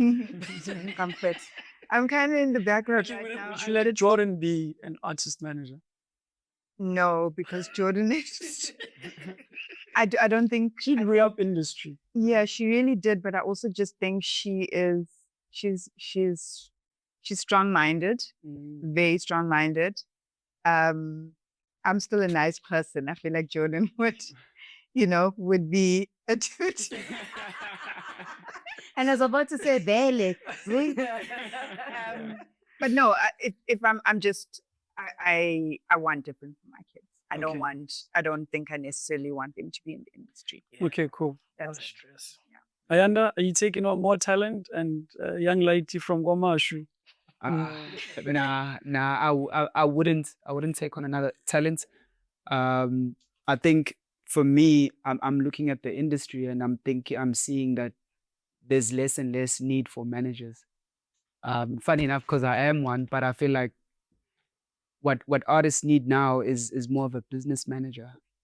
And the business manager must identify the different income streams or the different verticals that the artist has and find department heads of those different departments, because there's an expectation for managers to know everything. Yeah. You'll find someone becoming a manager because they're really good at PR. They know all the radio people. They know how to do A&R.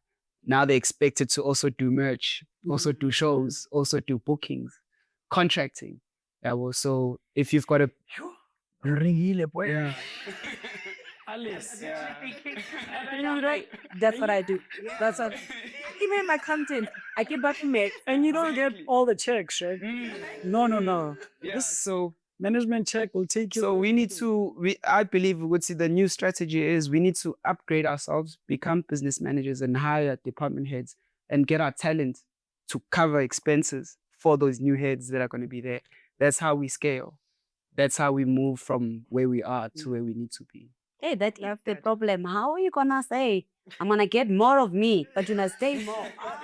They're gonna be like, no, I can have what me. You already run my whole life, but I get you. What you can do though is to try It's and literally what I'm doing now. find commission structures. Yeah. Not everyone needs to be permanent. We are living in a gig economy. So find a way to quantify value for the PR. Okay, we've got Leroy Khoza, and it's most of us are now going into distribution deals and we're moving away from your traditional Late label deal. 60s and whatever. So with the distro deal, you then get to manage your budget. So when you're speaking to your distro, your PR budget, don't take that budget that you're getting for distro and take your 20% from the top and the artist takes the 80%, and then you go and try and figure out how you pay for everything. Take a little bit to high five yourself for the good job done, but then allocate the majority of that income for those different disciplines. Please take a little bit to high five yourself for the job done. 100%. Job that you did. Yo, greed is killing. You used to go to therapy. I'm going tomorrow. It's just that it's also so sad to see like how artists have just been like bullshitted because of greed. Yeah. You know what I mean? Yeah. And that's why I'm stressing on that just a little bit. Like you don't have to. There is no reason why you need to do like, you know, people have got their different structures, but why are you making more money than the artist who's outside when they're in studio and they're at gigs and you're sleeping? Like, you know what I mean? Risking their lives. the work. Yeah, exactly. But I think you sit at a more privileged position from what everybody's because you can set that principle from the get-go to say, yo, man, your first rate is going to be 100 Rand, but not all of that is yours. What it means is this and this and that. And then you create that environment of them growing up, a new school of artists that grew up to understand not every buck that you made is for consumption. And it's for diamond work. I'm sorry. Let me not offend people with the diamond work. So, Offend young Watisa. would you I'm gonna ask if you take on more talent because you'll be crazy too. Generally, me as Zeus, I'm done. To say, okay, here's a group of 10 kids, come live with me. The eviction, I'm done. But I'm definitely gonna make sure that I co-sign them with, oh, you take another artist? Oh, that's good. Let me post on my IG. We need you, bro. We need you To too. like, that's about it. And then like when you've developed Auntie B, I've got a new artist, I think next year we can put him on these shows. Yeah. It can still happen. But to be the day-to-day, to show him with the this is where drama Yeah. To be at Piano Hub, Trana, Zot 6, Moloko. Moloko, whatever. Steve, let me plug me in Tawanchu. That's not. Yeah, but I'm done. Yeah. Yeah, but on that camera, I want to encourage kids that are in varsity right now that are interested in moving into the music business. We need more professionals in our I was industry. going to say, The kid studying law, we need you here. The kid that is studying whatever, we need you here. And the ones that are already doing it, that are not professionals, we need willing people that are willing to learn and upgrade themselves. A lot of the times is that because we came in as friends, we want to stay with the friend model of like, nah, how can you ask me to make your call for flights or whatever? If we miss a flight, why didn't you wake up? No. You have a responsibility if you're looking to be a manager to upgrade yourself from to learn yourself, teach yourself professional ways and register for a little course, whatever, you know, just so you can be better equipped. Because once your talent blows up, God willing, like waffles, you can't still wing it at that level. You need some level of, now they're leaving you there. Now it feels like, I used to be with them in the corners. Now they left me. Now you are the problem. Yeah. it's such a fast-growing and powerful industry. I also think that whether it's entities, government, whatever, should be pouring into those things of educating, enhancing these young people. Yeah. You know, that has to happen. I think corporate, I put the blame on corporate, not the blame, the responsibility on educational structures within corporate. And I'm not just talking about podcasts and us doing, because that's a brand exercise. I understand a lot of the spend will have to eventually translate to what the brand benefits. Yeah. But there's so much gains from the community. And for example, Amapiano is the core market for consumption around Black communities. But there's very little injection on education and upliftment from that regard. The government will come when it comes. The structures that they have, we all know the difficulties with that. So let's try to steer into holding corporate more accountable from educational program, I think. But what's your word for a young kid that wants to be a Zeus?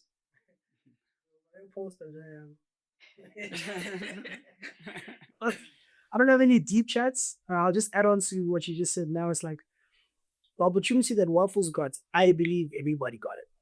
Like that viral moment that sparks your brand or like that hit song. It's happened to everybody, but there was a lack of information across so many people so they could capitalize on it. And I can just double down on Ayanda says, guys, go get yourself educated. Go figure this thing out, like properly. I'm a creator more than a businessman. I was fortunate to have somebody that understands it.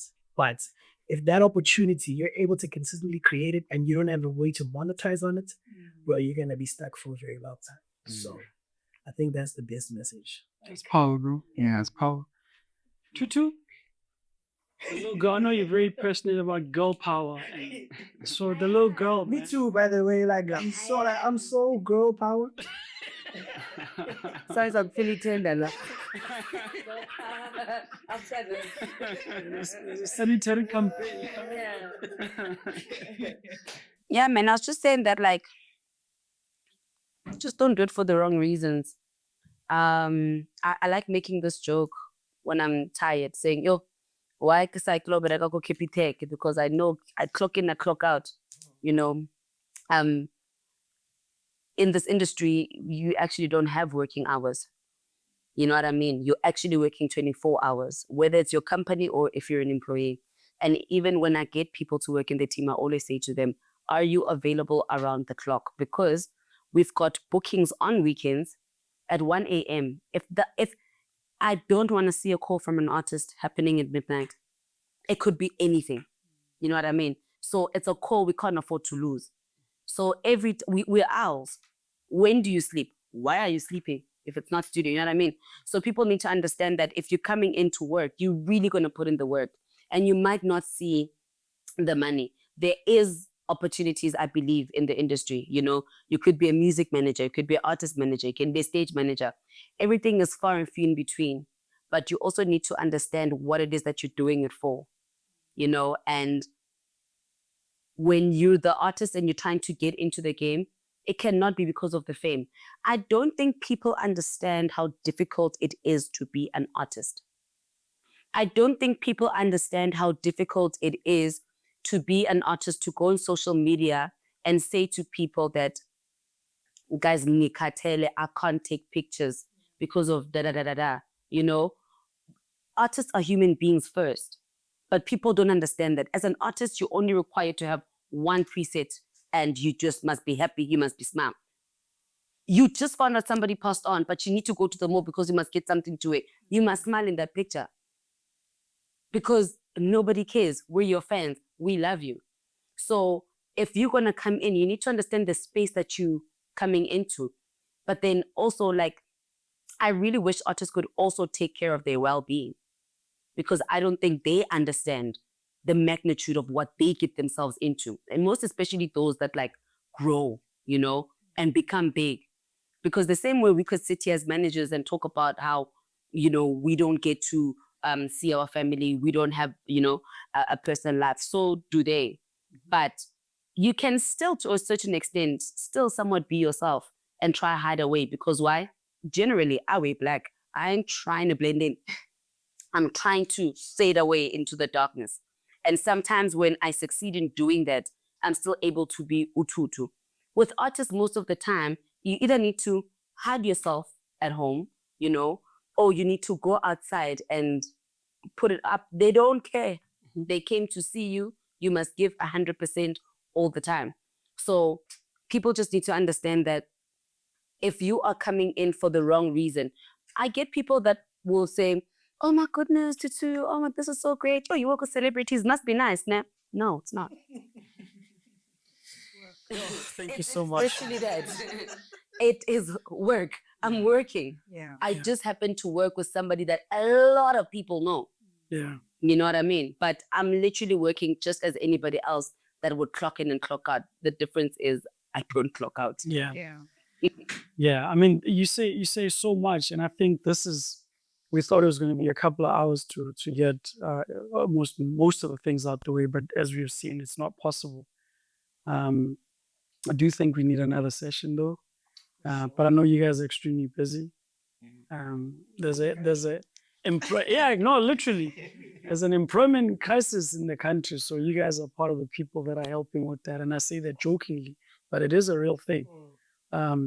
So I do appreciate you guys making time. Thank you so much. I didn't know what this was going to unfold to be like, but when I spoke to be on the phone about it was the importance of me not just calling managers, but calling people that I can have conversations with.